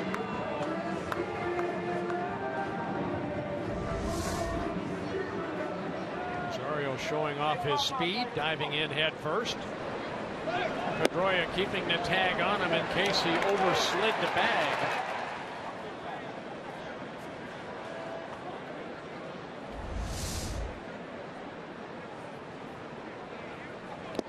Ooh, TORII got a hanger and he swung through it. 0-2. He'd like to, I think, take another pass at that pitch.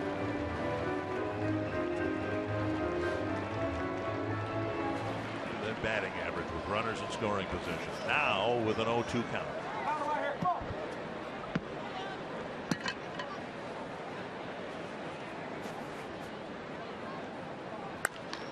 Fouled away into the seats. Well, you look at TORII Hunter, you see TORII Hunter when he first came up in 1997. There has not been that much that has changed. He's kept himself in great shape. 19th season. He, like David Ortiz, have been around a long time.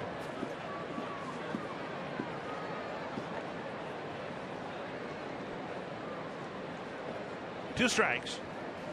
And Hunter with a check swing. Good take right there by TORII. Can't think of anybody who would be a better mentor. Someone like Aaron Hicks, who's, you know, frankly, it's been a frustrating experience for everybody, including Aaron, waiting for the light bulb to go off. Well, it took TORII a long time. And Rosario comes up and he has an impact, and he hopes to not go back and forth like TORII did, like Aaron Hicks has. Tapper to short.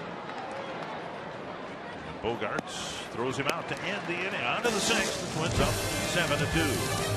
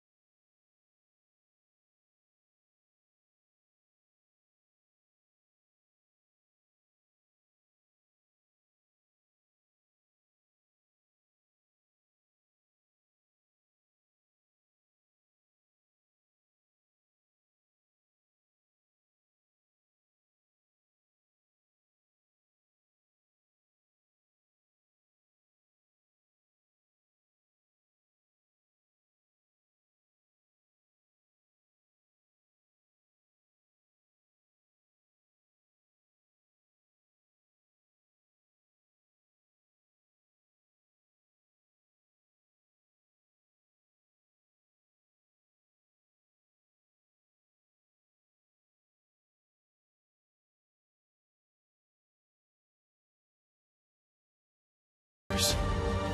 Growing up a star athlete in St. Louis, Dan Reardon was always rooting for his beloved Cardinals. After graduating from college, Dan became a tank commander in the U.S. Army and was known for placing a 2006 World Series bumper sticker on his tank. But in 2007, Daniel's life was cut short by an IED blast. Fox Sports honors Lieutenant Daniel Reardon. And again, thanks to all the families who've lost loved ones and who have loved ones serving currently in the military. Ricky NOLASCO pitching to David Ortiz. In off the plate, ball one. And NOLASCO, this will be pitch number 75, trying to get the first out here in the 6th inning. Done a good job against Ortiz so far. 2-0. Ortiz drove in one of the 2 Boston runs in the 3rd inning with a ground ball. You know, earlier, Dick, we talked about the success of the starters on that road trip where the Twins went 4-1, starters 3-0. Tapper to the right side. From right field, Dozier throws Ortiz out, 1 down. You know, just looking at the numbers of the starters in those 5 ball games, they worked a total of 33 2/3 innings, had 33 strikeouts, only walked 2. That's very, very important. So far, NOLASCO has not walked anybody. You can combine your love of the Twins and the College of St. Benedict and St. John's University by attending CSB SJU Night at Target Field June 17th. You can find out how to see the game, receive a limited edition red and white Twins cap. Visit twinsbaseball.com/SJU for tickets and more information. Ramirez with a wild swing and a miss, 1 strike.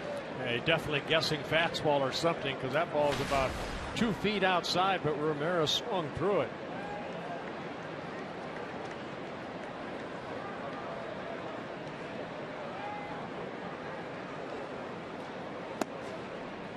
At the knees now, 0-2. Ramirez signing with the Red Sox over the winter as a free agent, a 4-year contract with a vesting option for 2019. Breaking ball. Ramirez stays off of that one.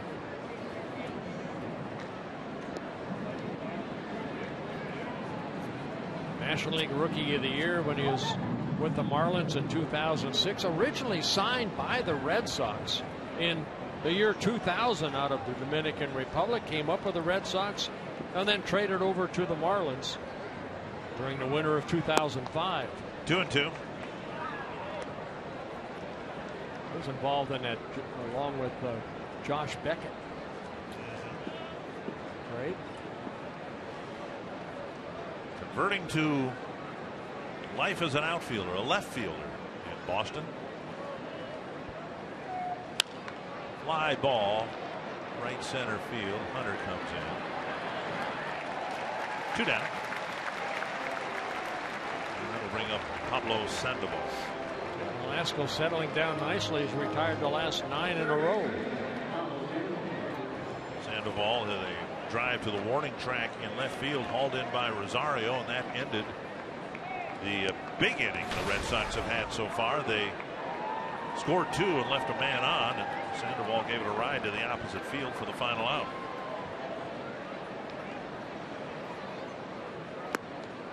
Breaking ball, missing low, ball 1. Sandoval signing with the Red Sox, coming over from the San Francisco Giants, where he was a Giant for 7 seasons. Fox Tracks presented by Dodge. Foul back, 1-1. He signed a 5-year contract with Boston over the winter with an option for 2020. Twin Craig Breslow warming up. His former team has caught fire. The Giants closing in on the Dodgers. Lifted to left and deep again. Rosario going back. And he makes the catch. For the first time this year, Ricky NOLASCO has completed 6 innings.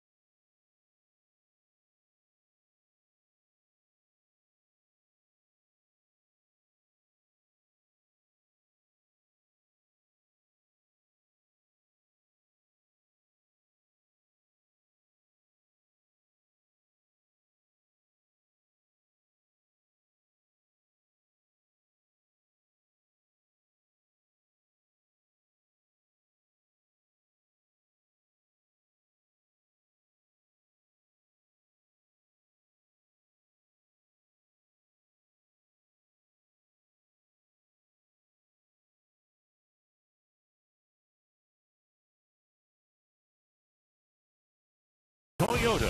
The Toyota Time Sales Event ends June 1st. Hurry in today. Toyota, let's go places. And by Sanford Orthopedics and Sports Medicine for the everyday competitor in all of us.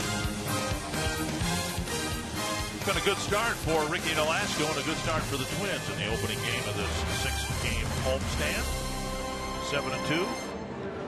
And the Twins with another early run-scoring binge. And now former Twin Craig Breslow will pitch for the Red Sox. Yeah, Breslow with the Twins in 2008 and 2009, then traded over to the Oakland A's in his 4th season with the Red Sox, making his 16th relief appearance, 19 1/3 innings. 8 walks, 1 intentional with 16 strikeouts, and he allowed 18 hits. Bauer, Plouffe, and Suzuki will face him here in the Twins' 6th. Good job by Matt Barnes. 3 1/3 innings. He did give up 5 hits, but no walks, 5 strikeouts, and most importantly, no runs.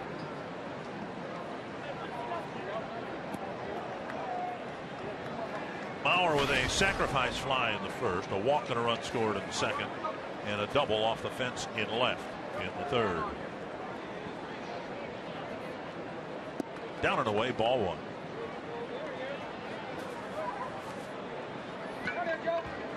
Three with Boston, 3 with Toronto, then 4 in Boston, 3 with Milwaukee, 3 with the Royals.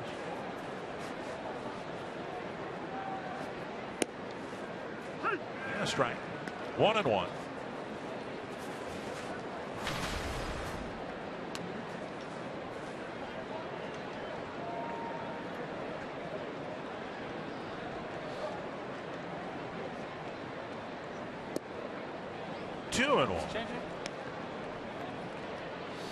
Twins playing good baseball. Royals playing good baseball. The hottest team in the division, the Cleveland Indians, are getting great starting pitching. Jason Kipnis taking that team, putting them on its back, and carrying them through the month of May. Chopped foul, 2-2. Yeah, he really struggled in April, but has picked it up.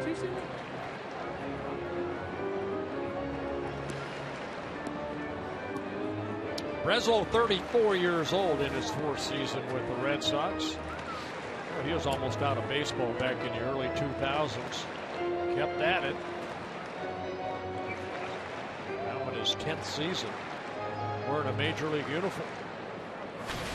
Briefly a Twin. Red Sox tried to sneak him through waivers. Twins picked him up, and then the Twins tried to sneak him through waivers, and the A's picked him up. Is a fair ball picked up by Napoli, and Breslow on the bag. And Bauer nearly got one by Napoli at first, but it's the first out of the inning. Yeah, a nice recovery by Napoli right there that went into foul territory to get this ball. It was hugging the line. Now watch Napoli right here. He knows it's fair and slips right here. Able to get up and feed his pitcher Breslow, covering first base. One down, that'll bring up Plouffe. Sun trying to break through here at Target Field. Look, we see shadows. Yes.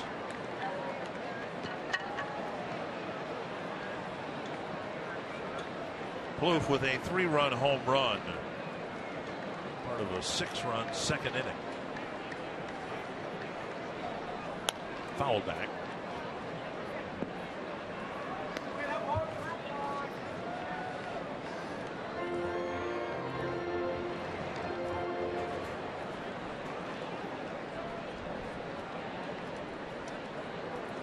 Game number 44 for the Twins this year. Foul back into the seats. A year ago at this time, the Twins were above the 500 mark. And they were in the contention into June. Things kind of fell apart.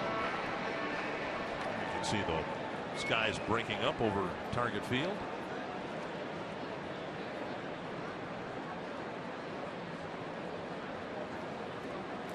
One and two. Oh, all third strike. We thought it was outside. 2 down.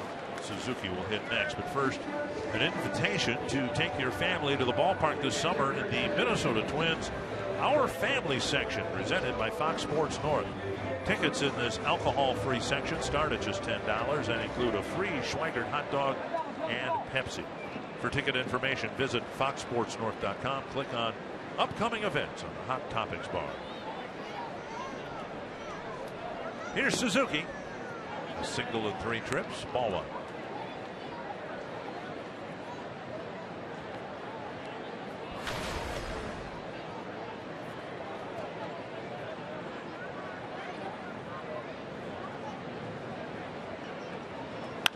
Up the middle. Pedroia off the tip of his glove. Suzuki has his second hit. That'll bring up Escobar. I think that's probably the 5th or 6th time in this ball game that Pedroia has had to try to dive to get to a ball. 4 times to his right, once to his left. Suzuki hitting it back up the middle. Pedroia diving, but comes up short. Got a piece of it right there that slowed the ball down. Suzuki with his second hit. And for the Twins are 14. Escobar has 2 of them, a pair of singles in the second inning. Takes strike 1.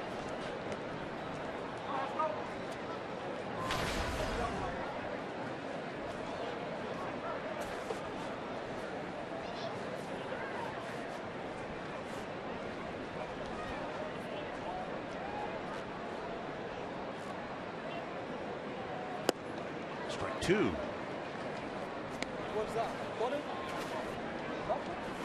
Red Sox won a couple of games against the Angels. Hope to springboard through Minnesota here and put together a little bit of a run, but tough way for them to start. Behind 7-0 early. Fouled away. We talked about this in your absence. I think both Jack Morris and Roy Smalley and I had a discussion regarding the American League East. You look at the division and you can make a case, I suppose, for any of the 5 teams to either finish 1st or 5th at this point. I think if you look at all these teams, other than maybe Tampa Bay, they got pretty good pitching staff. You know, right now, I mean, the Yankees, Boston, Baltimore, they need better starting pitching all around. Suzuki scampers to second on a pitch in the dirt. Should be a wild pitch charge to Breslow. And this is what Paul Molitor likes, what he sees right here. Take a couple steps off, that ball gets away. First reaction, go to second. And Suzuki able to advance, get in the scoring position with 2 outs. And it is a wild pitch. Charge to Breslow.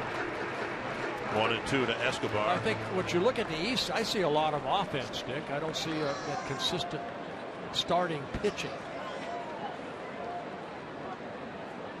The Orioles just kind of laying in the weeds here. There's a ball hit sharply to center. Escobar's 3rd hit. Suzuki around 3rd. He's coming home and out at the plate.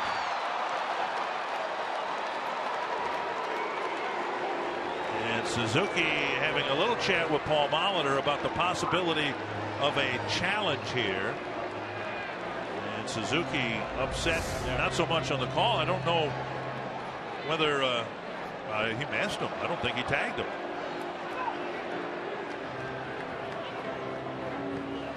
And Eduardo Nunez, the on-deck hitter, didn't give Suzuki any guidance as to what he should do there. Yeah, I think Suzuki a little upset. Maybe, you know, maybe I should have kind of did a slide around him a little bit. Joe Bobber on the phone right now. Watch Suzuki right there. Does he get him? He did get him. Yeah. Got him on the knee. On this Memorial Day, USAA honors those who gave everything in their service to our country.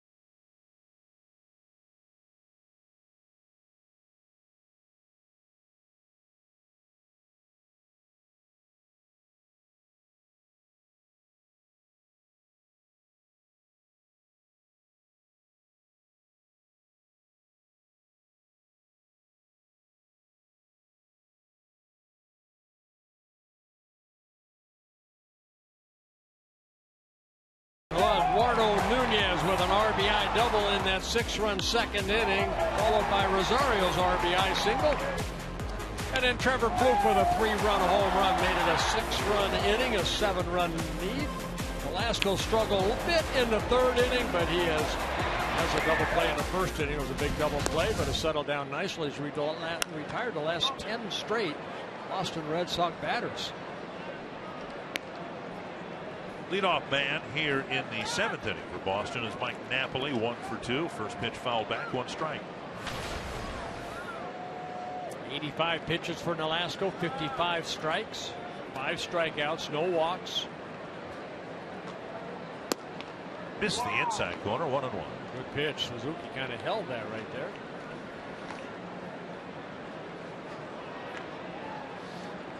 And looking for career win number 100. Ricky NOLASCO. Get back to that play that ended the bottom of the 6th inning. I bet you that play is something that will be addressed if it hasn't been already.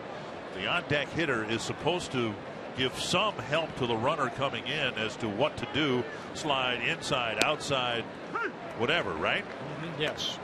Yeah, and like you said, I wasn't really watching Nunez where he was, but Suzuki kind of did the angle of just running straight to home plate rather than maybe trying to get around and see where that catcher caught the ball, and then the sweeping tag got a piece of it. Plouffe had the ball come out of his glove, and he picked it out of midair and threw accurately for the first out. Tell you what, we have seen Trevor Plouffe mature into an outstanding fielding third baseman. That ball juggled a little bit as he kind of went out of his glove, but able to keep good eye concentration right there, getting that ball in his hand, getting the out at first base. The play at the plate in the bottom of the 6th, that could have been a run and maybe should have been a run, and that's the type of attention to detail that the manager is looking for. Paul was such a good base runner, and I think we've seen his influence on the bases in terms of trying to take an extra base. Ball hit toward the hole. Nice stop by Plouffe from his knees. Fires. Got him. 2 down. Again, I'm going to say we're seeing a guy get better and better at third base. Nobody's worked harder at his position than Trevor Plouffe. He knows that Bogarts isn't Napoli. He's going to get down that line a little bit quicker. So instead of getting up, he says, I can have to do it from my knees, and a 1-hop throw over to Mauer to get the 2nd out.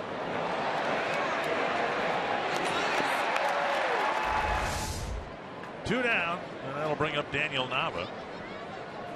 You can take all the ground balls you want. You come out early. I don't know if you really work on that. Diving to your left? Yeah, and then throwing from your knees.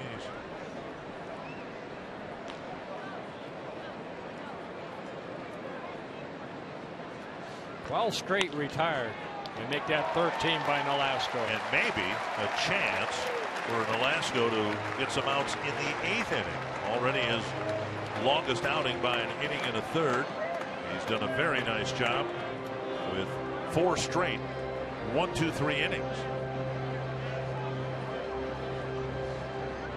And now from Target Field, our pleasure to bring you God Bless America. Ladies and gentlemen, please rise and welcome 2015 Twins audition winner Zach Williams from Ankeny, Iowa, as he leads us in the singing of God Bless America.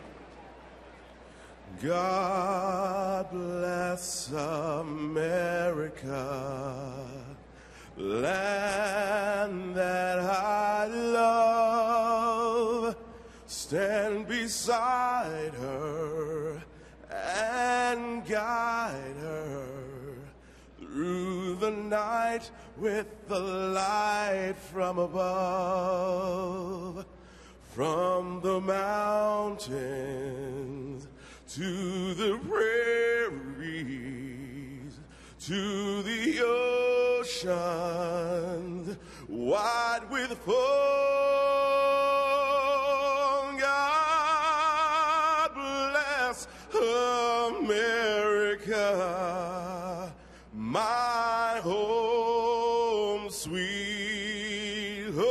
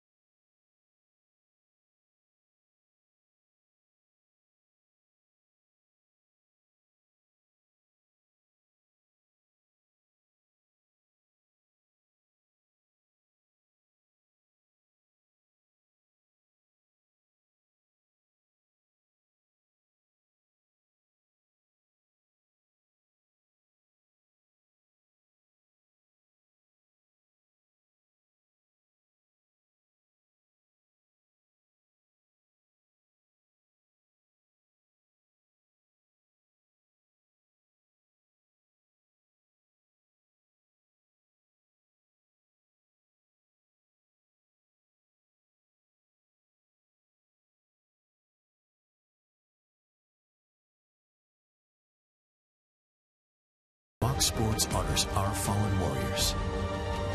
Growing up in Connecticut, Stephen Reich dreamed of playing professional baseball and eventually became the winningest pitcher in the history of the U.S. Military Academy. But in 2005, just 3 months after getting married, Stephen was killed in action while commanding a rescue mission in Afghanistan. Fox Sports honors Major Stephen Reich. And we'll have more of that story on Major Stephen Reich after the game. In the post-game show, A Soldier's Story chronicles the life of Reich, who served 4 tours of duty in Afghanistan, and his life and death depicted in the book and movie Lone Survivor. I saw the video of that. You don't want to miss it, folks. Gotta watch it. Nunez takes a strike. Now a ball, 1-1. It'll be Nunez, Rosario, and Hicks in the 7th against Craig Breslow. Breslow starting his second inning of relief. Bullpen has done a good job so far for John Farrell. Nunez driving one foul against the other left-handed reliever, Lane. Excuse me. Yep. 15th game, good numbers.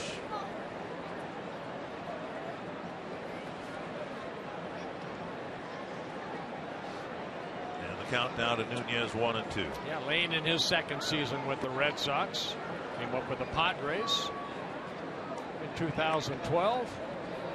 Signed as a free agent back in November of 2013.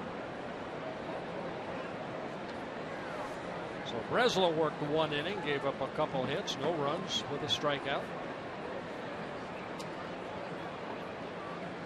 Swing and a miss. Nunez has gone on strikes, 1-1. MLB.TV Premium, the #1 live streaming sports service, is celebrating 13 years. You can watch every out-of-market game live or on demand in true HD on over 400 mobile and connected devices.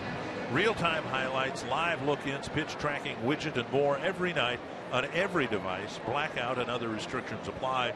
Visit MLB.TV for details. Strike 1. Rosario with a pair of hits. Run scored. Stolen base.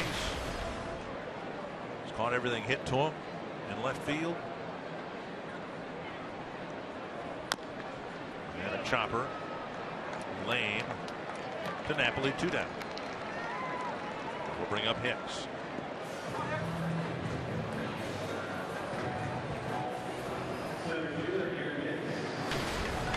Hicks has hit the ball hard a couple of times, once for a hit in the second inning. A run scored that inning. The Twins scored 6 times.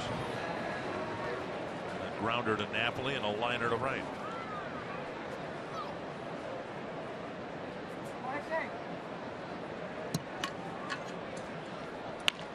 Toward the hole and through. So Hicks with a 2-hit game. And a 2-out single. Good to see Aaron Hicks get a hit from both sides of the plate the first time up in the second inning as a left-handed hitter. Hit that ball right back up the middle this time. Jumps on that first pitch as a right-handed hitter. You'll see that high leg kick from the right side of the plate as you do as the left side, where he brings that right knee up. 2 hits, a run scored, and a great catch again today at a time when it mattered. It was just a 1-0 game, and Hicks streaked in from center field to catch Nava's short little fly ball that stalled a potential Red Sox rally. Napoli was at second with 2 outs. He would have scored if that ball hit the grass, and we would have had a tie game. Yeah, remember Napoli was balked over to second base by when NOLASCO dropped the ball. Foul to the screen. 2 strikes to Dozier. He's put 1 ball in play in fair territory. It was the first pitch he saw, and he whistled a double into the left field corner.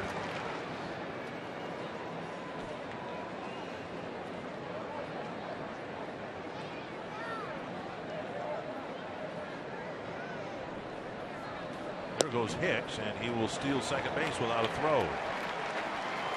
Hicks got a great jump, great read off of Lane, stealing his second base of the year. Second stolen base for the Twins in the ball game. Rosario a couple innings ago stole second.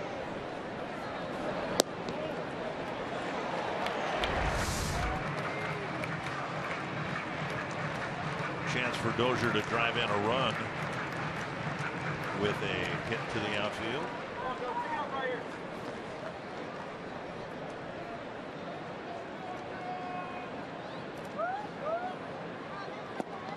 And now 2-2.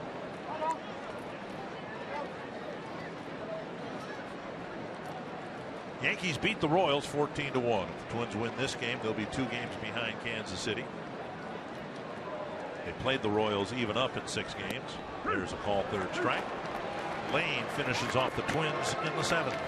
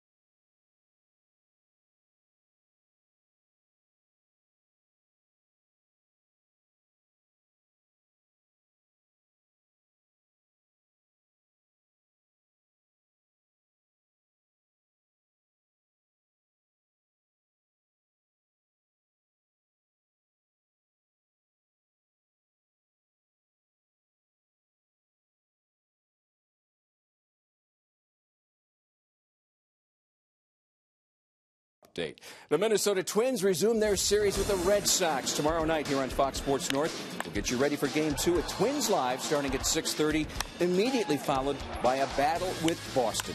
The Twins and Red Sox tomorrow night right here on Fox Sports North. And Tom, I don't know if you know this or not, but this copyrighted telecast presented by the authority of the Minnesota Twins and may not be reproduced or retransmitted in any form. And the accounts and descriptions of this game may not be disseminated without the express written consent of the Minnesota Twins, LLC.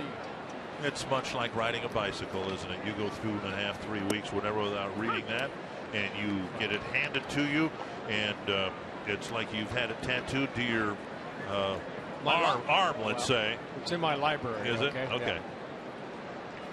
How about NOLASCO's 13 straight Boston Red Sox retired since the 3rd inning. Hadn't completed 6 innings yet this year until today. He's completed 7 and will try to complete 8. You know, that's the importance of the Twins scoring early like they did. Gave him a 7-0 lead. Yeah, he struggled a little bit in the 3rd, but then he found something and now able to stretch it out a little bit later in the game. Not stretch it out in 5 1/3, 5 2/3 innings, but here in the 8th inning. With 2 strikes, Bluth now into a pull shift for Swihart.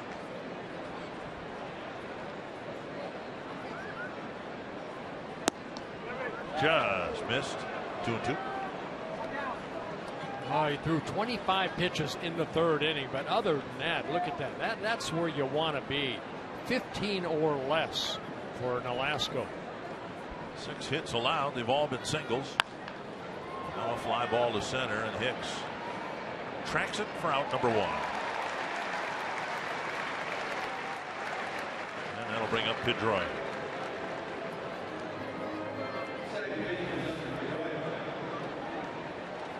Pedroia with 2 singles, a run scored.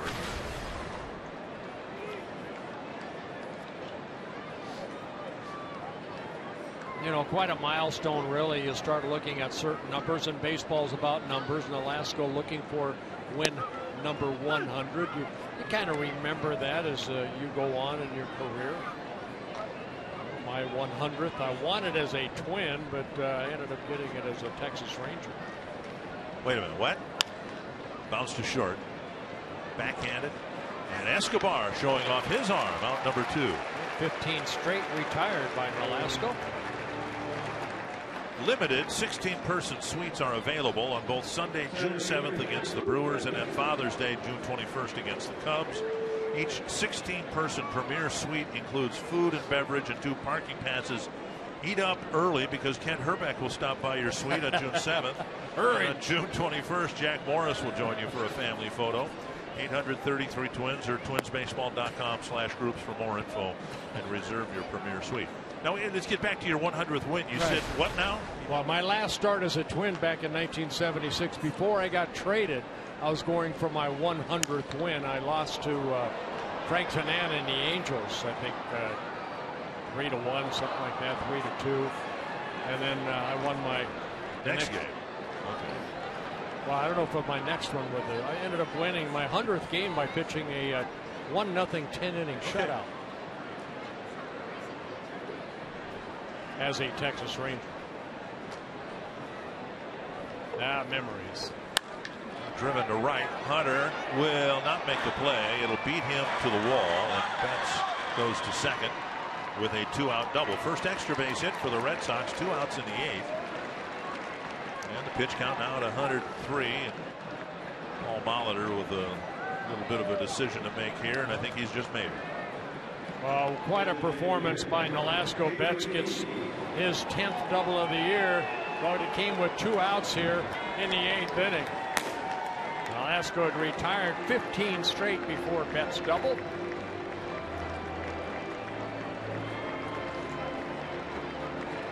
Should get a nice applause here. Good outing for Ricky NOLASCO, and he's got a chance to pick up his 5th win this month and the 100th of his big league career.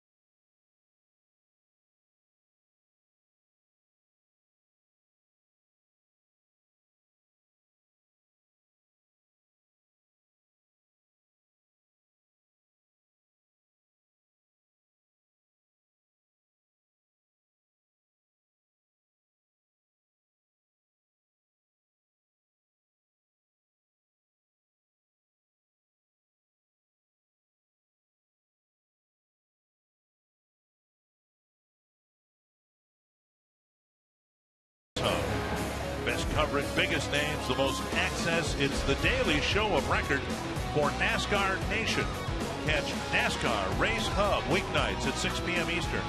Only on Fox Sports 1. Most of our audience is in the Central Time Zone.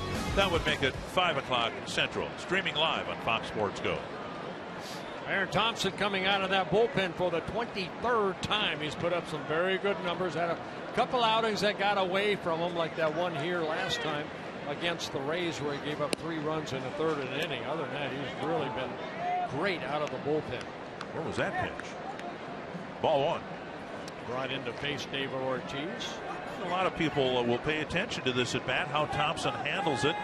See a lot of the Red Sox here in the next week and a half. It was the pitch right on the outside corner. Carrier Fox Track says it was a strike.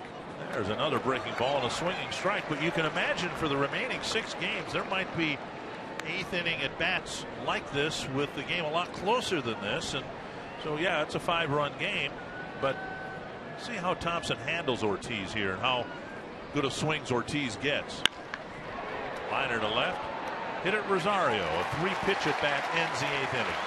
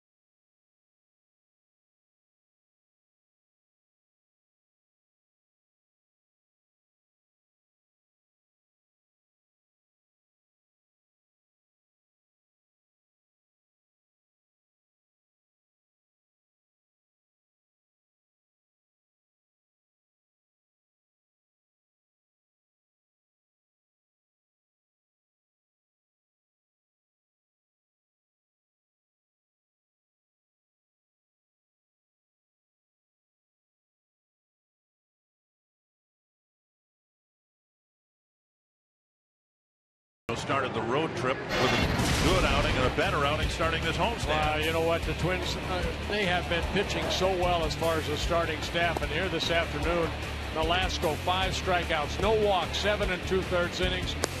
The third inning got away from him a little bit, but boy, did he settle down nicely. Retired 15 straight Red Sox before Betts double, and then he left the ball game. Again, looking for win number 100 in his career. Heath Hembry into the ball game to pitch now to the Twins in the 8th inning. And Hunter, Mauer, and Plouffe will hit against him. Yeah, Hembry, a couple stints this year already with the Boston Red Sox, making just his 2nd appearance. Has some major league exposure with the Cardinals for 3 seasons before coming to Boston last year. Down and away, ball 1. Excuse me, with the Giants.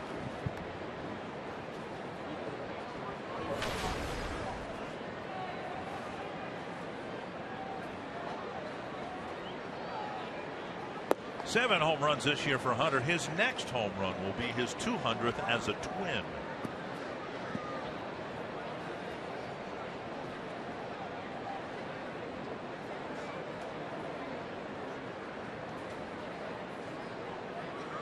Man, misfiring, 3-0. Mauer to hit next. Yeah, Hembry with a good fastball, hard slider, and a changeup. Last year made only 6 relief appearances for the Red Sox.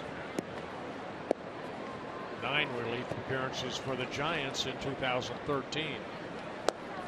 On the outside corner, 3-1.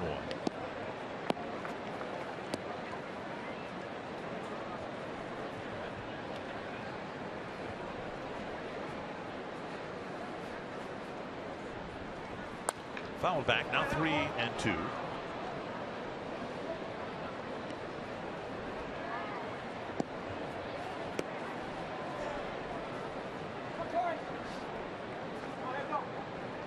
Statistically, the Twins 10th in the American League in team ERA coming into play today, and looks like the team ERA is going to go down. Hunter takes a walk thanks largely to Ricky NOLASCO, who might be picking up his 100th win today. Let's go to Ricky and Marty Gelman. A great start out there today, Ricky. At one point you had retired 15 consecutive. How did you get yourself into that group? Just trying to make quality pitches. Wasn't trying to do too much. You know, kind of felt not very good today. Kind of funny. You know, my last 2 starts I felt unbelievable, you know, compared to today. And then you just try not to do too much, and things happen like that. And obviously that lineup's not fun facing. But would have liked to finish that last guy, but he did a good job in sticking with that at bat and hitting that ball to right field. And going 7 2/3 was your longest outing of the season. How important was that to you? Yeah, you know, I've been feeling good, been getting better and better, and I know pitching deep in ball games isn't an issue. It just had been, you know, this whole year so far. But, you know, I've been feeling good, and I'm trying to be a little more efficient, using better pitches with 2 strikes and putting guys away, and letting the defense work for me. So I thought it was pretty good today, and go out and get the next one. Thanks for your time. Congratulations. Dick and Bert. Thank you very much. Yeah, a chance to win your 100th ball game, and you pitch into the 8th inning, almost through it. Well, it was nice for me to hear. He says he feels good, and you know what, that elbow issue, sometimes that flares up again, and that's good to hear that Ricky NOLASCO says he feels good. He didn't feel as strong as the last couple times out, he said, but here today, maybe he didn't feel well, but boy, he pitched well. Grounded to short. And a double play started by Bogaerts. 2 away. Good turn right there by the shortstop and the second baseman, doing a good job. Pedroia was kind of shading the deep second base. By the time he got to second base, he had to almost go that on the run over to Napoli. Here's Plouffe. This is another game, and yesterday's game was the exception, but the Twins having a tough time scoring after the early outburst of runs. They kept scoring yesterday and ended up coasting to a win, but you know, it hasn't seemed like a frustrating game offensively because of how the pitcher did, and the Red Sox really have never threatened to jump back into this game. I also have to credit maybe the bullpen. You know, Joe Kelly had the slow start, but you know, Barnes came in 3 1/3 innings. Breslow, Lane, all shutout innings. And now a grounder to third. Sandoval across. The Twins are done in the 8th. Fervent hope that they won't be batting in the 9th.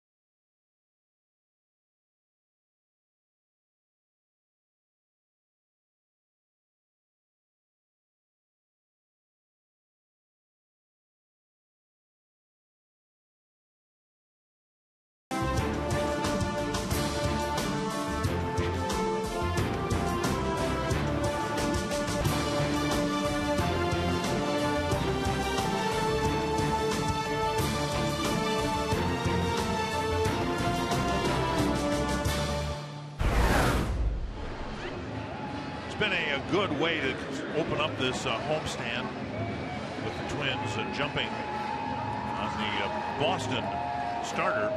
Joe Kelly knocking him out early. Blaine Boyer will try to wrap things up here with a quick 9th inning. Boy, we talked about Aaron Thompson last inning doing a great job out of the bullpen. How about Blaine Boyer making his 22nd relief appearance? Very good, 2.45 earned run average. Only 6 earned runs allowed in 22 innings pitched, 5 walks. 3 of those intentional with 9 strikeouts. Hanley Ramirez will lead off the 9th for Boston. And a strike on the outside corner. Ramirez bounced into an inning-ending double play. And again, this game has had a comfortable feel to it since the Twins scored 6 in the 2nd. But before that 6-run 2nd inning, there were some decidedly important at-bats. And one of them was Ramirez's in the 1st inning. Red Sox started the game with a couple of hits. Ortiz hit a fly ball to left, and then Nolasco got out of that 1st inning by getting Ramirez to bounce into and around the horn double play. Red Sox didn't score in the 1st. The Twins did get a run and opened it up with the 6-run 2nd inning. 2 strikes to Ramirez.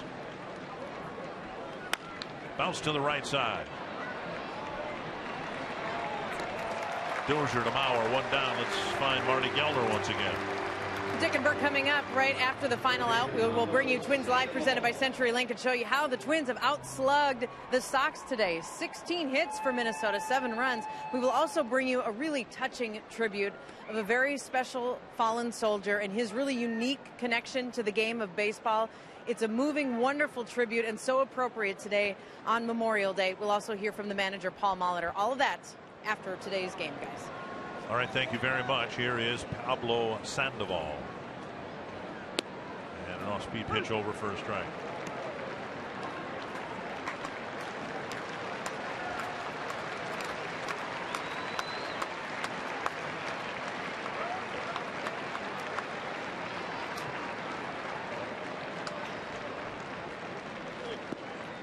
Outside 1-1. I think the best thing I have seen and witnessed for Boyer is the way that he attacks the strike zone. Not a strikeout pitcher. Again, 9 strikeouts for Boyer in 22 innings pitched. Seems to get ahead in the count. Uses all his pitches. Good sinking fastball, curveball, changeup.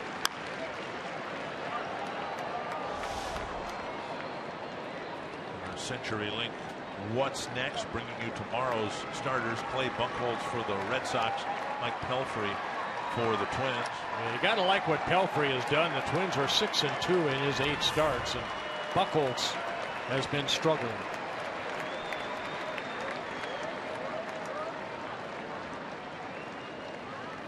Foul to the backstop. Again, my strong suspicion is that the answer, our trivia question, is an American League player.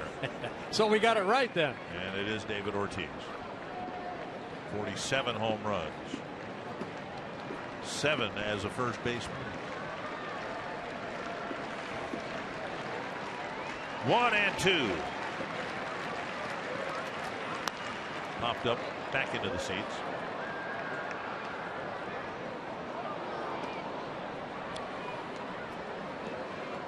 Cleveland with a 5-3 lead over Texas early in the ball game at Progressive Field. The White Sox will play at the Rogers Center tonight as the last place team in the division. The Yankees thumped the Royals 14-1. Detroit, Oakland scoreless in the 4th. 1-2, and now 2-2.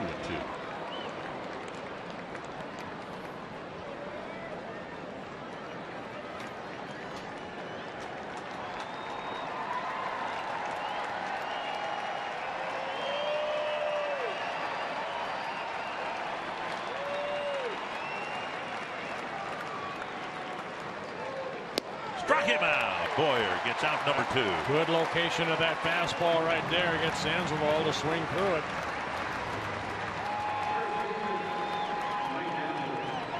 Good location.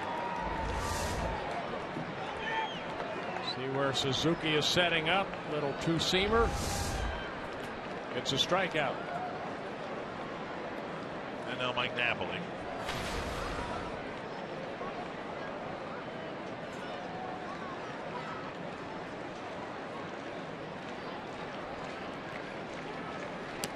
Ball 1 rolls to the backstop.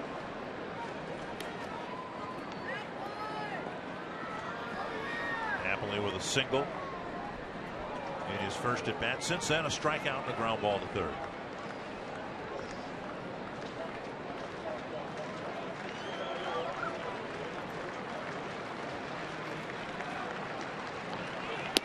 On the outside corner. Yeah, good fastball there. Good location.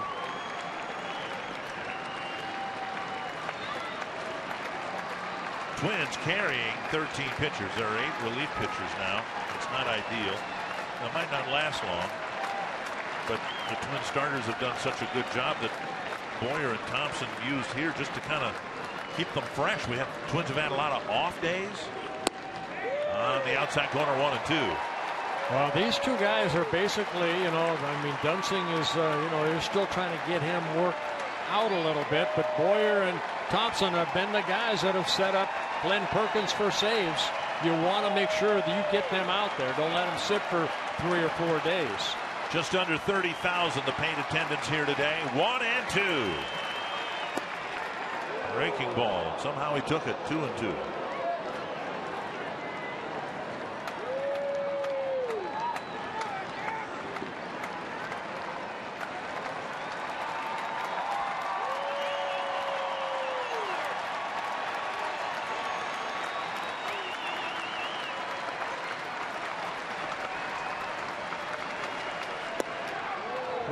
Boy. He's taken a couple of really close pitches with 2 strikes. Breaking ball just missed down and away. Fastball just missed inner half.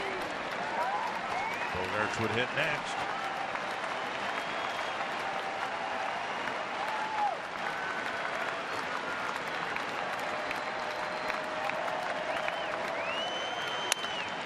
Loop toward right. Dozier can't quite get there, and it drops safely. Napoli keeps the game alive with a single. And Napoli picking up his second hit.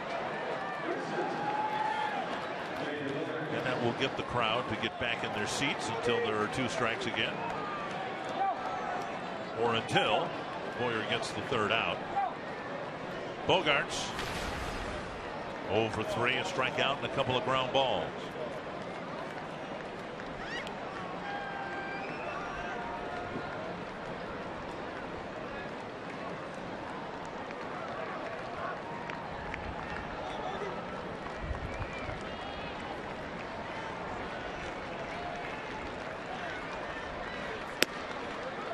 A little bit up, ball 1.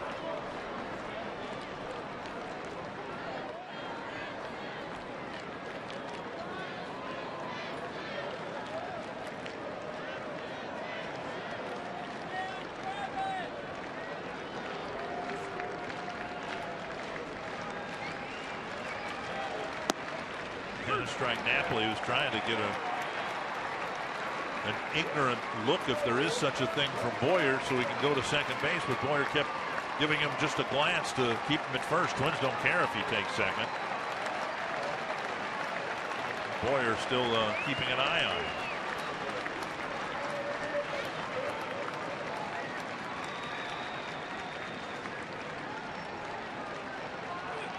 Popped up right side. Bauer calls for it. And your Minnesota Twins are now 8 games above the 500 mark. And congratulations to Ricky Nolasco winning his 100th Major League game. Anthony LaPanta, holiday edition of Twins baseball. The Twins open up this 6-game homestand on the winning side. More early offense was the key for the Twins. We'll show you how they use that to their advantage today. How Ricky Nolasco gave the Twins 7 2/3 strong innings. Minnesota now just 2 games out of first in the AL Central. All that coming up next on Twins Live, presented by CenturyLink.